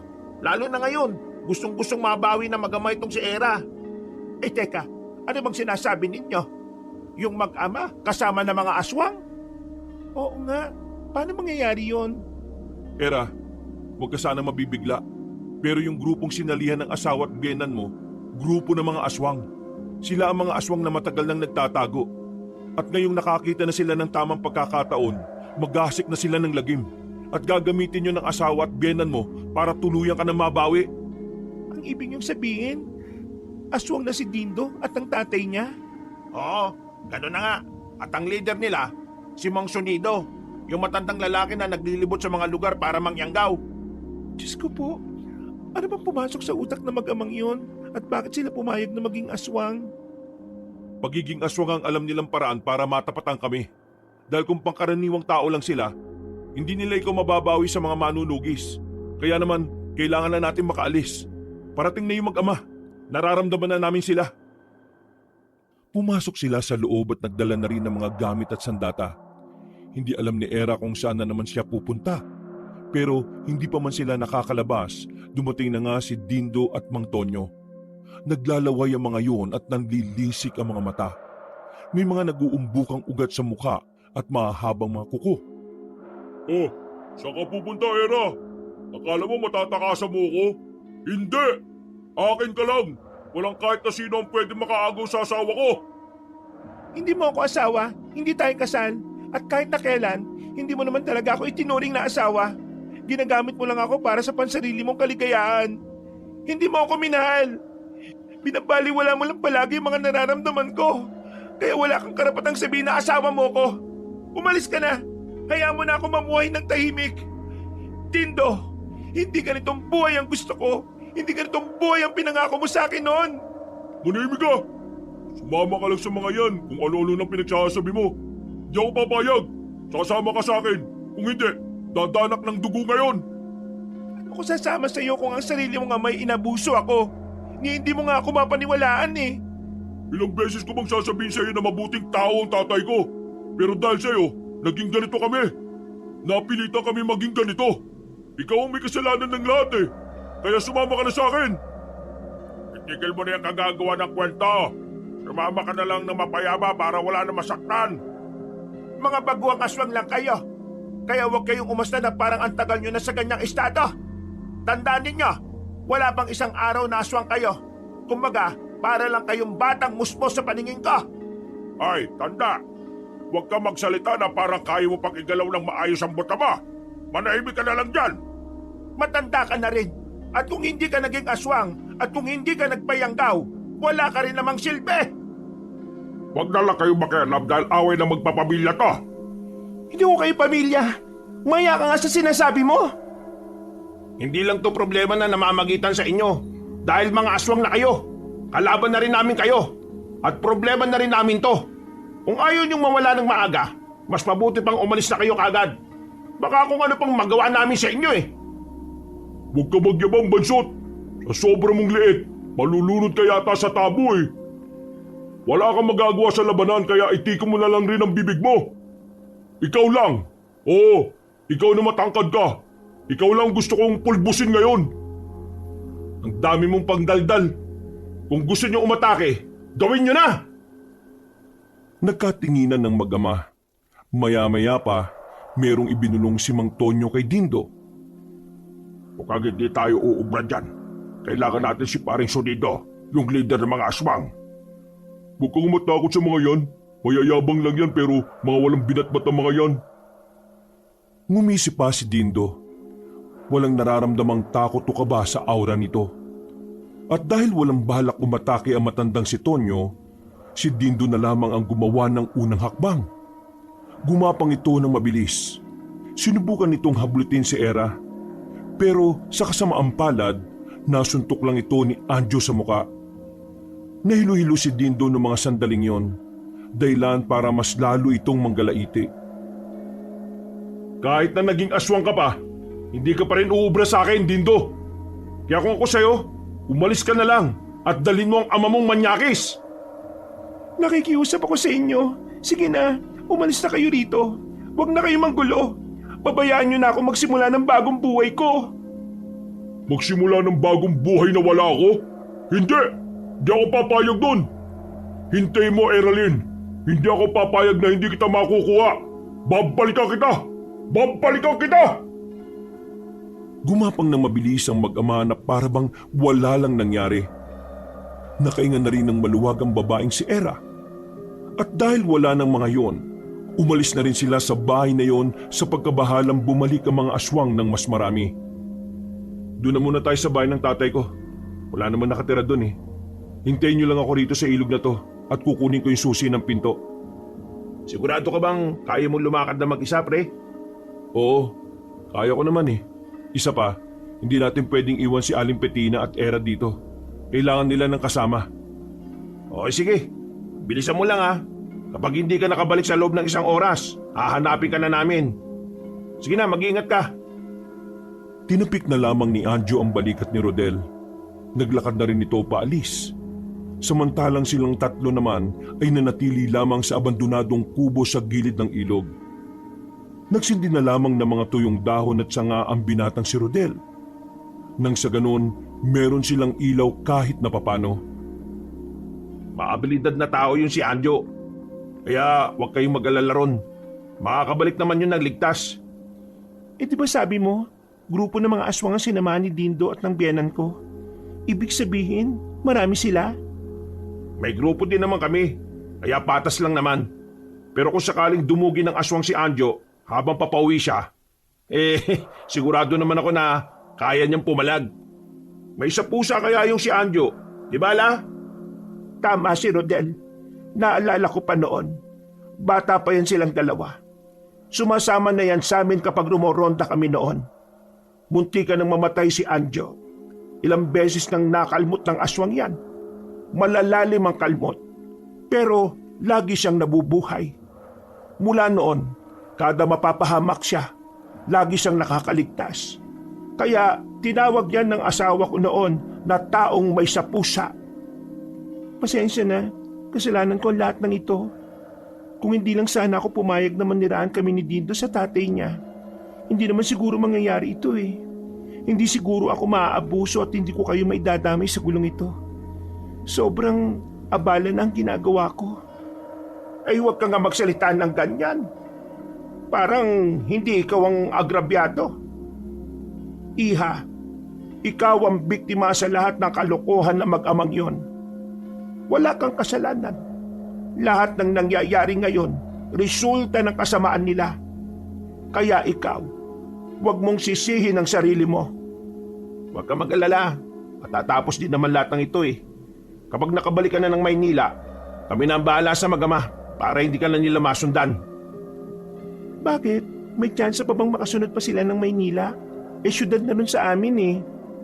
Era, walang pinipiling lugar ang mga aswang. Kahit syudad pa yan, kaya nilang makibagay at magpanggap na tao. Mas mahirap pang ang malaman kung aswang ang kaharap mo kapag nasa syudad eh. Alam mo kung bakit? Sa dami ng tao sa Maynila. Iisipin mong lahat ng mga naroon eh, normal. Kesyo, moderno na doon kaya malabong may aswang na mapadpad. Kung sa bagay may tama ka naman. Pero gusto ko lang din malaman, paano ba matitigil ang mga aswang? At talaga bang malaki silang problema sa mga tao? Noong araw, ang mga aswang, kalaban talaga ng mga tao. Pumapas lang sila ng kahit na sino. Bata, matanda, buntis, kahit may kapansanan ay dinadamay nila. Wala silang pakialam kahit inosente ka. Basta kapag kailangan nila ng makakain, papaslangin ka nila. Ngayon, ganon na ganon din ang pwede nilang gawin.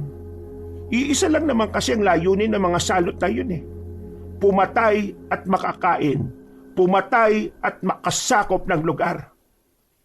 Pero, kaya nga nandito kami mga manunugis para kalabanin sila. Kami ang tatapos at uubos sa lahi nila. Huminga na lamang ng malalim ang babaeng si Era. Nagkaroon siya ng lakas ng loob dahil sa sinabi ng maglola. Makalipas lang ang halos kalahating oras, nakabalik na rin ang lalaking si Anjo. Naglakad na ulit sila patungo sa sinasabi nitong bahay. Hindi nagtagal, nakarating na rin sila roon. Nakatirik ang bahay sa magulo at maingay na baryo. Para kay Era, maaari niya itong mahambing sa mga lugar ng Maynila na maraming pasaway na nakatira. Pero kahit na ganoon, kampante siya na hindi sila masusundan ng mga aswang doon. Pre, Rodel, tulungan mo na lang ako maglinis dito sa sala. Era, pasensya ka na. Matagal na kasi itong hindi natitirhan eh. Dinadalaw-dalaw ko lang to kada buwan. Minsan nga eh, hindi pa. Hindi mo naman kailangang humingi ng pasensya. Kontento na akong may matutuluyan at kasama ko pa kayo. Sinimulan nilang maglinis sa bahay na yon. Ilang minuto lang naman ang itinagal nila ay ayos na rin ang lahat. Sa halip na makapagpahinga agad, tumambay na muna sila sa sala. Ang ingay kasi sa labas. May nagkakantahan, may nagiinuman, may nagmumurahan at may mga nag-aaway din. Ganito ba talaga rito? Parang hindi uso katahimikan dito ah. Oo, ganito talaga rito. Hindi ko nga maintindihan kung bakit mas pinili ng tatay ko na tumira rito. Wala kasi nang maghiwalay sila ng nanay ko. Dito na siya namalagi. Pero umalis din naman. Nakahanap kasi ng bagong pamilya sa Maynila eh. Kaya itong bahay, parang ako na rin ang may-ari. Wala na rin naman kasing balak na bumalik pa si Papa eh. Mamaya na kayo magdaldalan.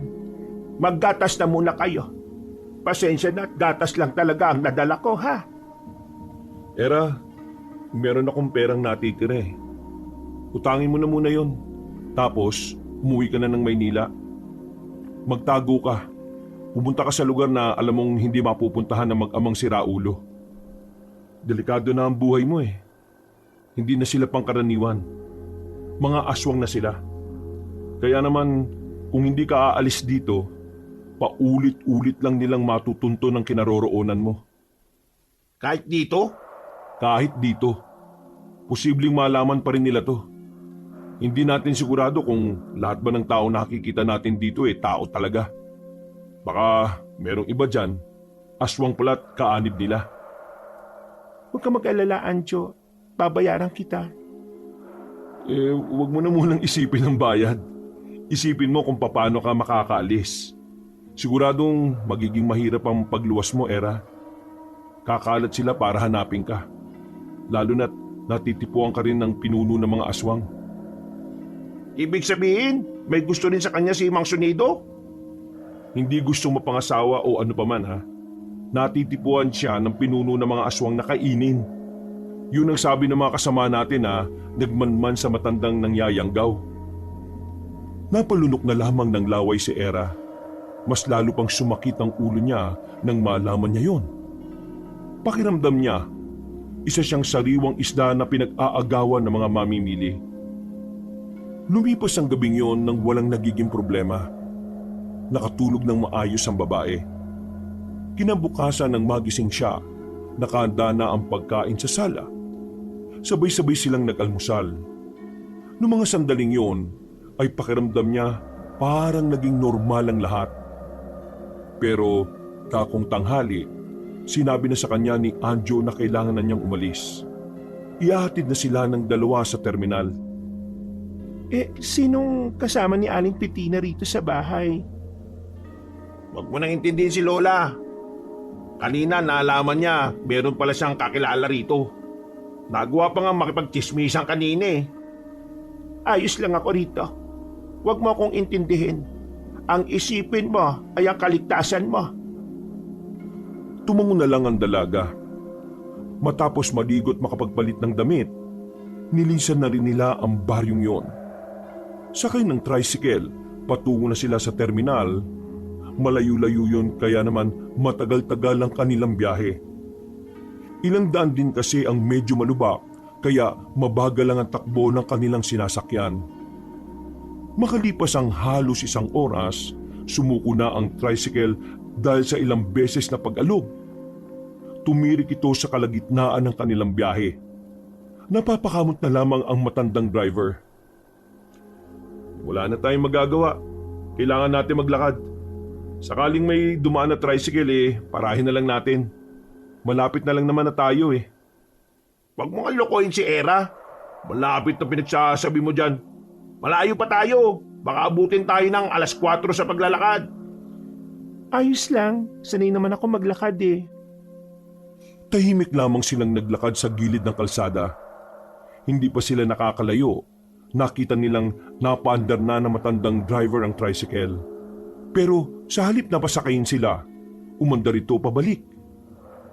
Uy, si Raulong yun ah. Mukhang niloko lang tayo na nasira yung tricycle. Ayaw lang talaga tayong ihatid kasi malayo. Di sana, hindi na lang siya pumayag kanina. Nagbayad naman tayo ng tama ah. Hayaan mo na. May mga ganun talaga. Kung sa bagay, yung asawa at biyenan mo nga eh. Rodel, para kang timang. Hindi. Ayos lang naman. Totoo naman kung ano man ang sasabihin niya. Buti na nga lang at nakilala ko kayo eh. Kung ako sa iyo, umanap pa na lang ng ibang lalaki. Yung maabilidad, yung matapang, matangkad, moreno, mapagmahal at maalalahanin. Yung kagaya ni Anjo. Uy, manahimik ka nga. Hindi nakakatulong yung pinagsasabi mo sa kanya. Di wag.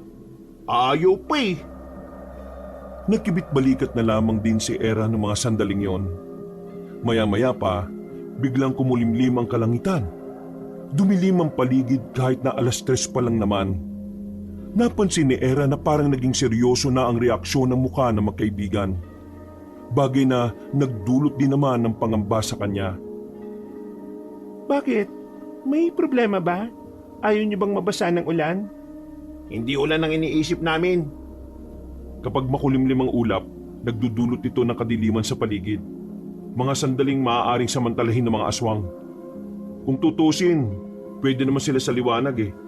Pero mas mabibili sila kapag hindi pa oras ng gabi pero madilim na. Hindi na namalayan ni Era ang pagtindig ng kanyang mga balahibo.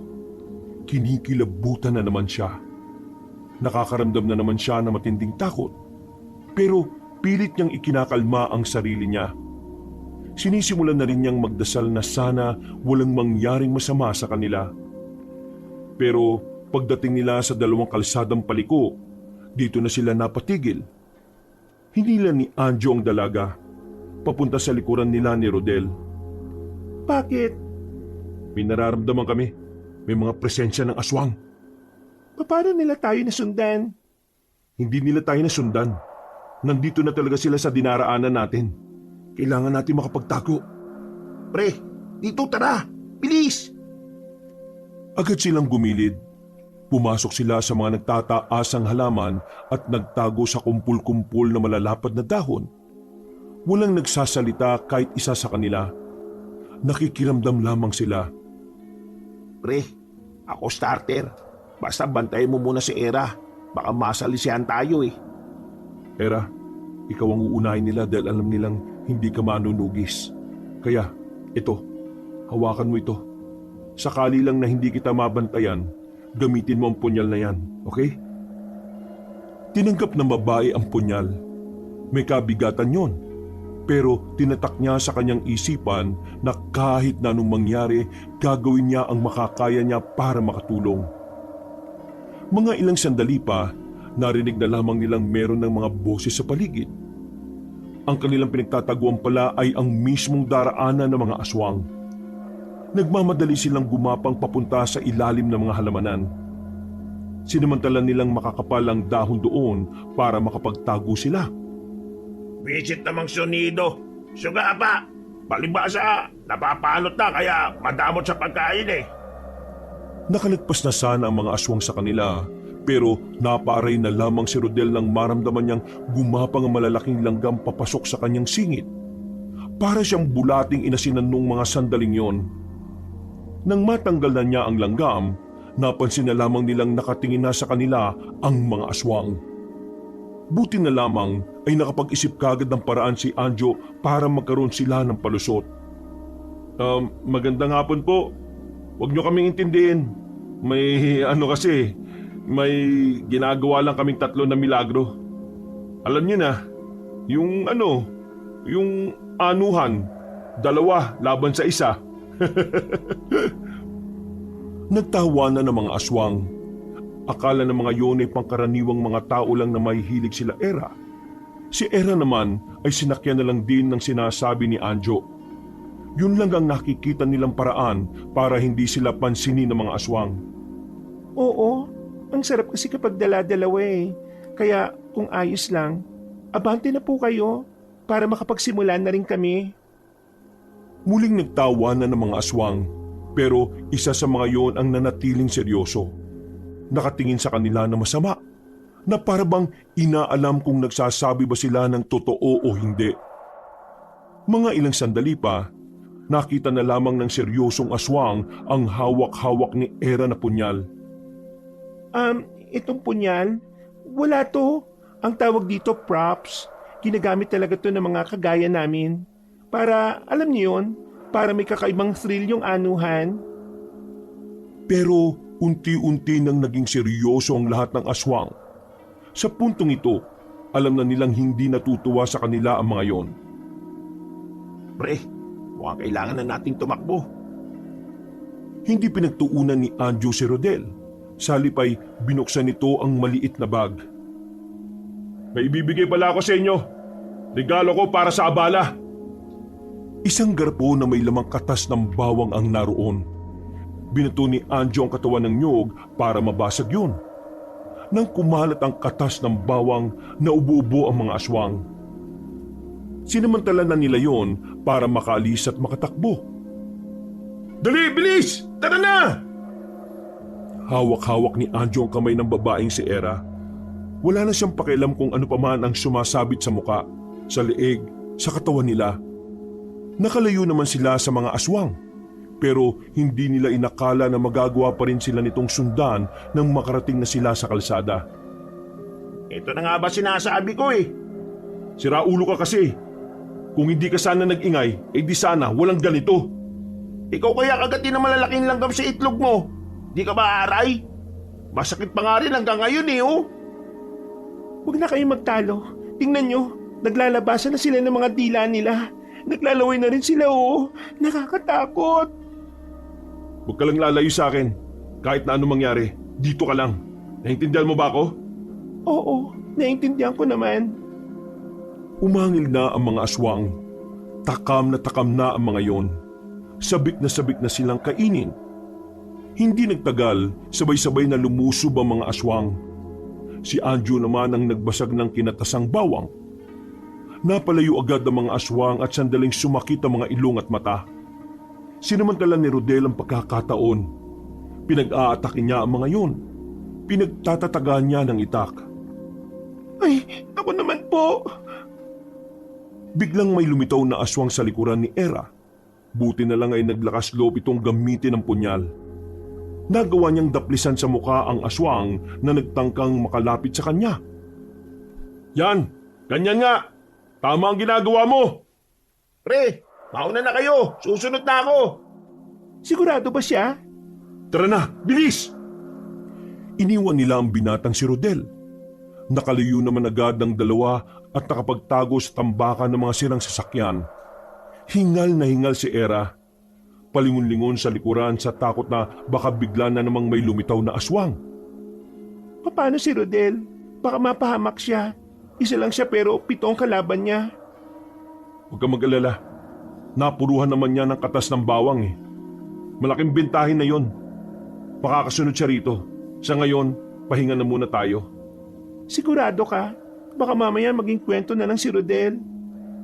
Anong maging kwento lang? Maging kwento? Baka mamaya mamatay siya at puro alaala na lang ang mababalikan natin sa kanya.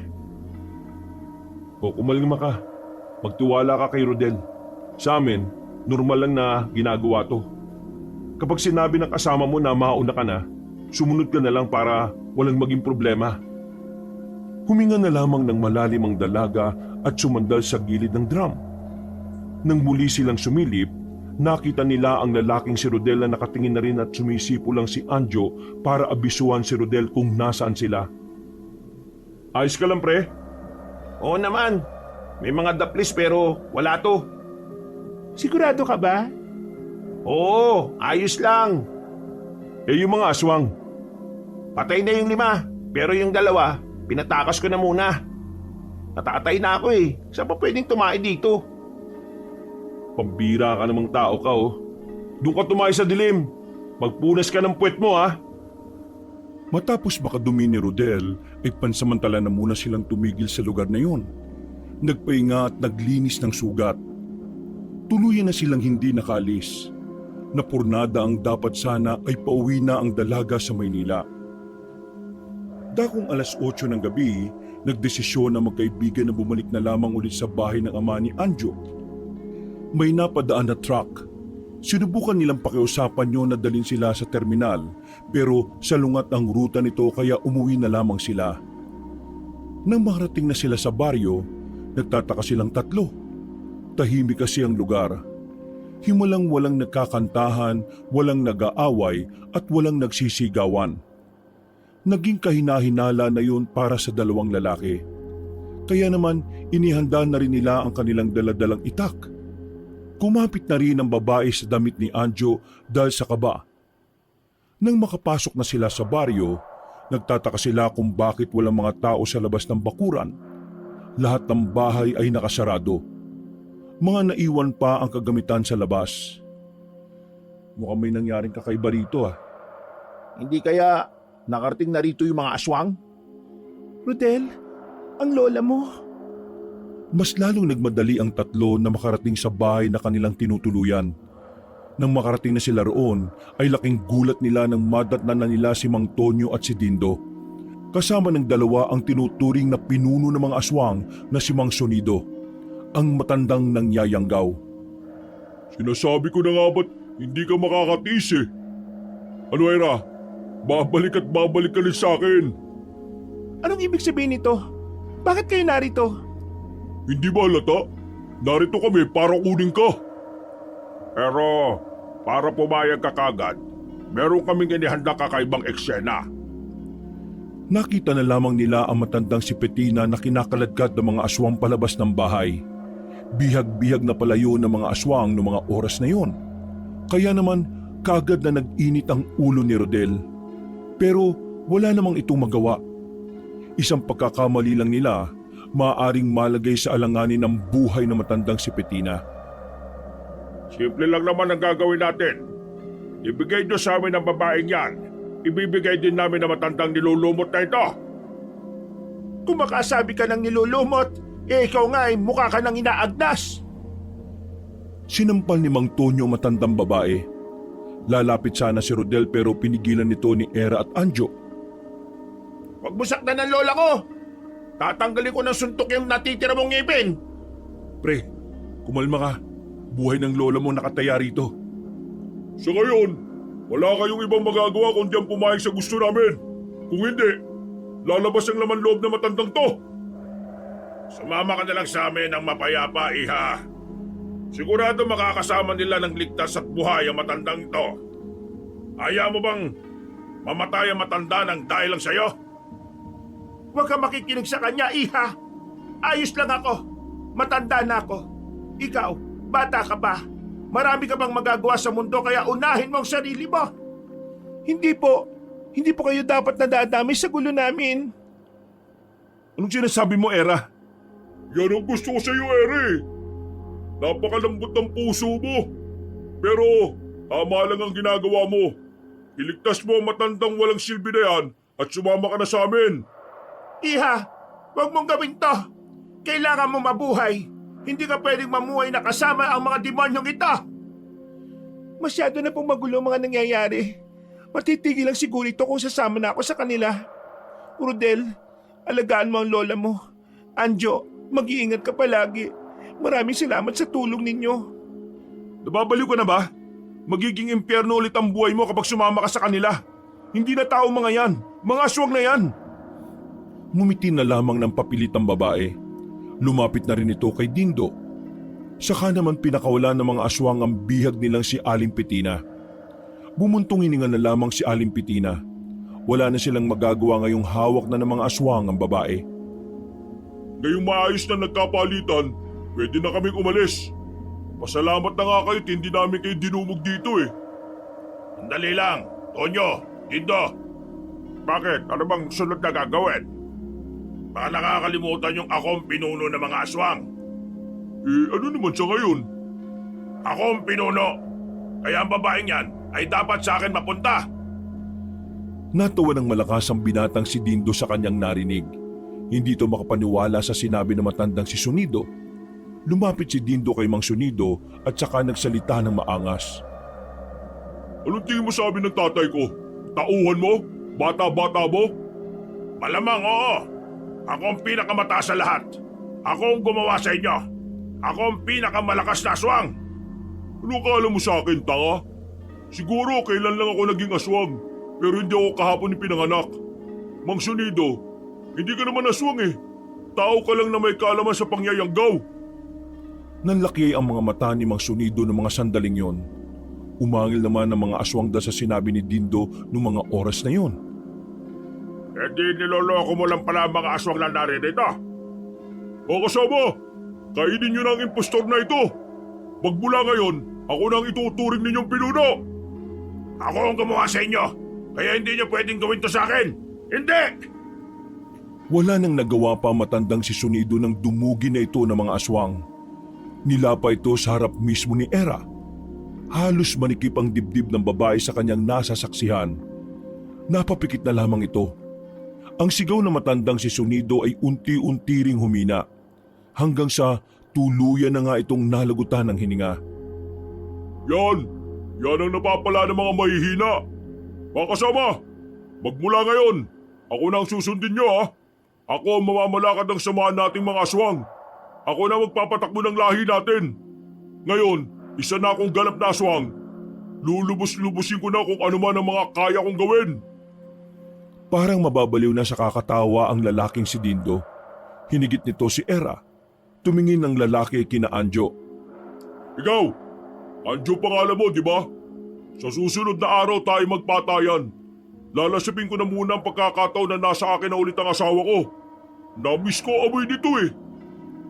Kapag may ginawa ka masama sa kanya, hindi kita patatahimikin hanggang maihatid na kita sa impyerno. Kung makakalapit ka sa amin.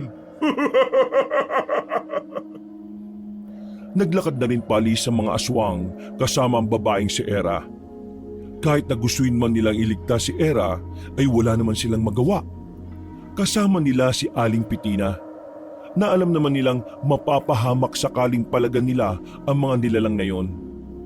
Samantala, sa kalagitnaan ng dilim ng kagubatan, naglalakbay si Era kasama mga aswang na kailanman ay di niya inakalang makakasabay niya sa paglalakad. Ang dami-daming nangyari. Sa ganito ka lang pala mababawi. Masyado mo kaming pinahirapan ah.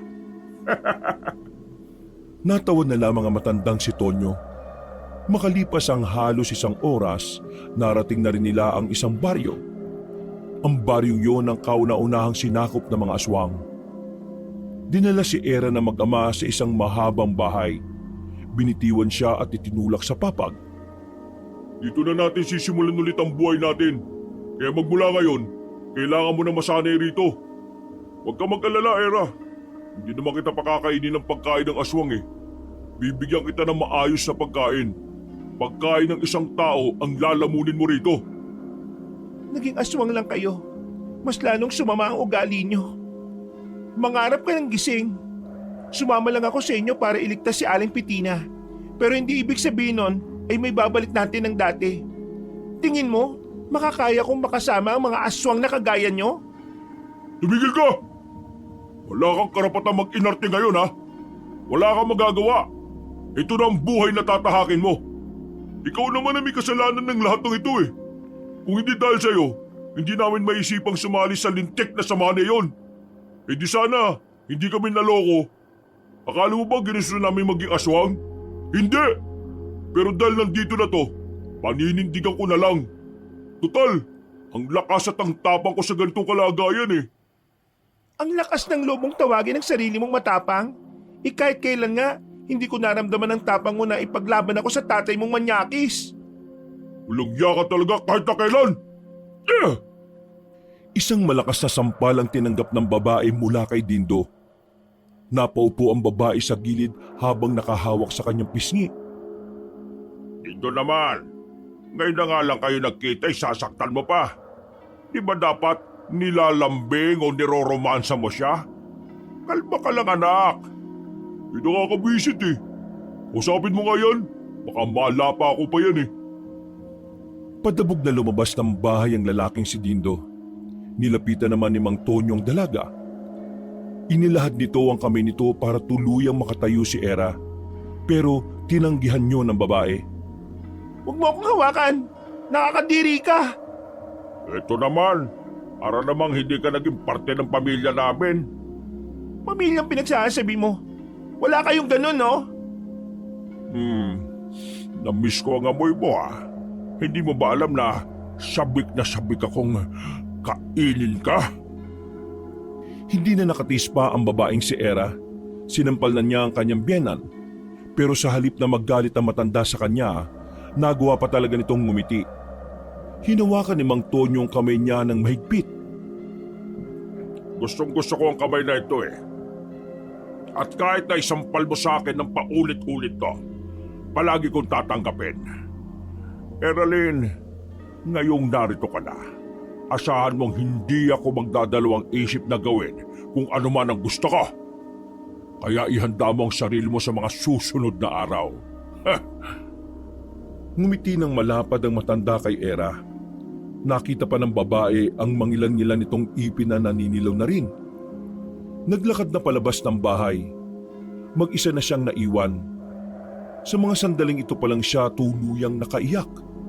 Pakiramdam niya nasa impyerno na naman siya. Tumingin siya sa labas, puro aswang ang naroon. Nanlalambot na lamang siyang napaupo sa sahig. Sa mga sumunod na araw, paulit-ulit na lamang ang sistema ng mga nangyayari. Palagi siyang niyayaya ni Dindo na makipagtalik at gumawa na ng anak. Pero laging tumatanggi si Era. At kapag umaayaw siya, bugbog ang inaabot niya. Bukod sa pisikal na pananakit, parang nasisiraan na rin siya ng bait sa gabi-gabing nakikita niya sa labas. Madalas, nakikita niya ang mga aswang na may bitbit na tao. Kinakain na parang baboy lang. Kung minsan naman, may pupunta sa bahay nila. May mga aswang na maghahatid ng pira-pirasong katawan ng tao. At ang mag-amang si Dindo at Mang Tonyo naman, nilalaga lang yun na parang karne ng hayop. Sobrang layo na ng mag-ama sa dating nakilala ni Era. Mas lalong naging demonyo ang mga yon. Sukang-suka na siya roon pero wala rin naman siyang ibang magagawa kundi ang sumunod sa agos. At habang lumilipas sa mga araw, unti-unti na rin siyang nawawala ng pag-asa. Walang dumarating para iligtas siya. Kahit na sumigaw siya ng malakas para humingi ng tulong, nakatingin lang sa kanya ang mga aswang at nagtatawanan. Hindi niya rin alam kung saan sa gubat ang kinalalagyan nila. Kaya malakas ang paniniwala niyang wala talagang makakahanap sa kanya. Umiiyak na lamang ang dalaga habang nakatanaw sa labas. Tulala, hinang-hina. Pakiramdam niya, hindi siya mamamatay sa pananakit o gutom. Parang mamamatay siya sa dami ng tumatakbo sa utak niya. Isang gabi, habang nasa labas si Dindo, biglang pumasok ng bahay si Mang Tonyo. Nakatingin lang ng malagkit na matanda kay Era. Noong mga sandaling yon, parang wala nang gana ang babae na makipagsagutan. Wala na siyang lakas para kontrahin ang mga gusto na matanda. Para bang gusto na lang din niyang matapos ang lahat. Hahayaan na lang niya ang biyena niya sa masama nitong balak. Wala si Dindo ngayon. Malaya ko nang magagawa kung ano man ang gusto kong gawin sa katawan mo. Marang hinawakan ni Mang Tonyo ang kanyang braso, pero nanatiling tulala lang ang babae. Wala na siyang pakialam. Yan ang gusto ko sa iyo eh. Hindi ka na makulit. Hindi ka na maarte. Huwag ka mag-alala. Bibilisan lang natin dahil baka may makakita. Itataas na sana ni Mang Tonyo ang kanyang damit nang biglang dumating si Dindo. Meron itong nakalimutan kaya bumalik ito. Nang makita ng lalaki ang senaryong yon, agad na nag-init ang dugo nito. Anong meron dito pa? Wala. Anong wala? Anong gagawin mo sa kanya? Huwag mong sabihing totoo sinasabi niyan. May pagnanasa ka sa kanya. Balak mo akong agawan, no? Hola, meron akong pagnanasa sa kanya.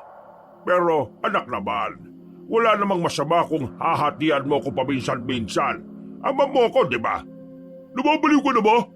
Ang para sa akin ay para sa akin lang. Pag-aari ko yung babaeng yan. Ano ngayon? Ama mo ko, anak lang kita. Ba't tarantado ka pala eh? Tila natauhan si Era ng mga sandaling yon. Nakita niyang nagbago na ng anyo ang dalawa. Naglaban ang mag-ama sa mismong harapan niya. At dahil mas bata si Dindo, mas malakas ito kay Mang Tonyo. Nanlalaki na lamang ang mga mata ni Era nang makitang sumisirit na ang dugo ng matandang aswang mula sa leeg nito. Pero pinipilit pa rin itong makalaban. Sinamantala na ni Era ang pagkakataon para makalis. Dumaan siya sa bintana habang nakakabunuan pa rin ang mag-amang yon. Palihim siyang dumaan sa gilid ng kabahayan hanggang sa makalabas na nga siya ng baryo. Tumakbo siya ng kagubatan at dahil nangihina siya, paulit-ulit siyang natumba. Buong akala niya makakalis na siya roon at makakabalik kina Anjo. Pero nang makarating na siya sa kakahuyan kung saan direktang nasisinaga ng buwan, biglang humarang si Dindo sa daraanan niya. Madali lang siya nitong nasundan Kaya naman nangangatog ang kanyang magkabilang tuhod habang umaatras ng marahan. Hindi mo ako matatakasan! Hindi ka pwede mapunta sa iba, Era! Akin ka lang! Ako lang ang pwedeng umawak sa'yo. Wala nang iba pa! Nakikiusap ako sa iyo, Dindo. Sige na naman, hayaan mo na ako makapamuhay ng normal. Tapos ano? Mapupunta ka lang sa Anjo na yon? Gusto mo siya, di ba? Pwes, hindi ko hahayaang mapunta ka sa kanya. Akin ka lang! Hinablot ng lalaki ang kanyang buhok. Lumabas ang mahabang dila ni Dindo. Naglalaway na rin ito. Akmang didikit na ang dila nito sa kanyang lieg nang biglang may tumarak na palaso sa bandang balikat nito. Mabilis na napadistansya si Dindo. Pagtingin niya sa gilid, lumabas mula roon ang lalaking si Anjo. Tinira ulit ni Anjo ng palaso si Dindo. Nang makalayo na ito ng tuluyan kay Era, saka naman lumapit si Anjo sa babae. Pasensya na't ngayon lang Hindi na napigilan ng babae na mapayakap sa binata. Nanggagaliitin naman lalo ang lalaking si Dindo. Tama nga ang inala ko. May relasyon kayong dalawa. Nakuha niyo pang magyakapan sa mismong harapan ko. Pagbabayaran yung dalawa ito. Umangil ng malakas ang aswang na si Dindo. Wala itong sinayang na pagkakataon. Mabilis itong umatake sa kanilang dalawa. Agad namang ding hinarap ni Anjo ang lalaking aswang.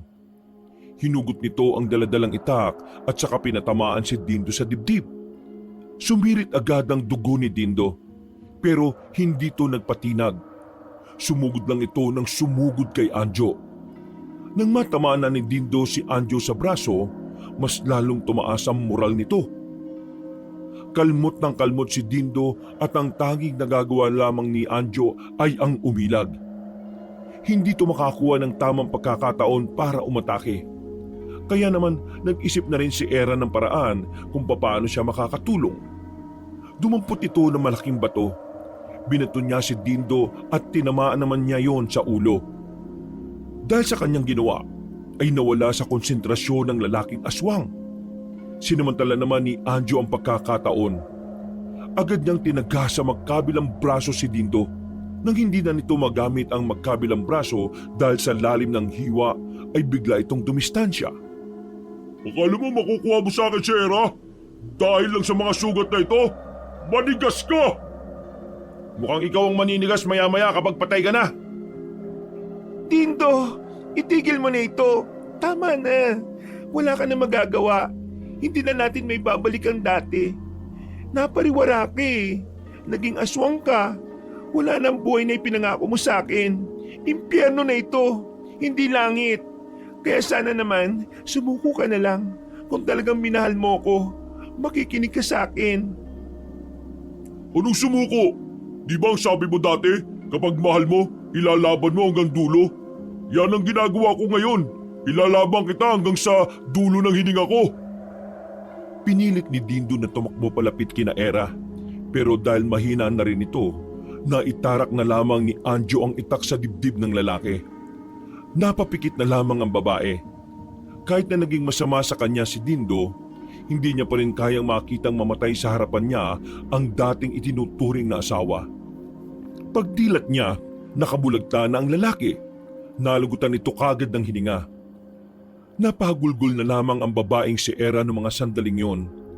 Maya-maya pa, dumating na rin ang mga kasamahan ni Anjo na mga manunugis. Pinagpapapas lang ng mga yon ng mga aswang. Mababa ang moral ng mga aswang dahil sa pagkamatay ng mag-amang Tonyo at Dindo.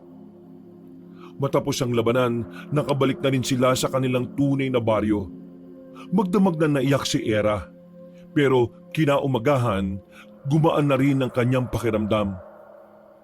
Maraming salamat po sa ginawa niyo para sa akin.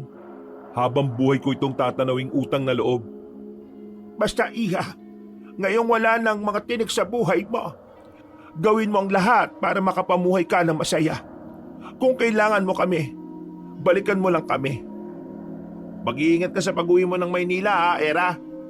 Kapag nagkapera, dadalawin ka namin ni Lola ron. Sige ba? Tapos paglulutuan ko kayo ng masarap na adobo. Adja, ikaw lang bahala kay Era sa Maynila ha. Total, magkakasama naman kayo. balitaan nyo na lang kami kapag naging kayo na. Ito talaga si Aling Petina oh. Wala pa naman kami sa ganung punto. Sa ngayon, ang mas iniisip namin ay kung ano ang magiging buhay namin sa Maynila. Tos, doon na rin papunta yun eh. Ano? Anjo, sigurado ka bang sasamahan mo ko sa Maynila? Kailangan mo ng kasama eh, at ako yun. Huwag kang mag-alala. Hindi ko naman aabisuhin ang kabaitan mo. At hindi kita pipilitin sa mga bagay na hindi ka handa. Nang dumating na ang bus, nagpaalam na rin sila sa maglola. Isang malapad na ngiti na lamang ang naisukli ni Era bago sila pumasok ng bus. Nangingilid ang kanyang luha dahil sa makakahalong emosyon. Hindi niya kasi inakala na darating pa rin ang araw na mararanasan niyang makaranas ng kapayapaan. Sa ngayon, magkasama na sila ni Anjo sa Maynila. Nasa iisang bahay lang sila.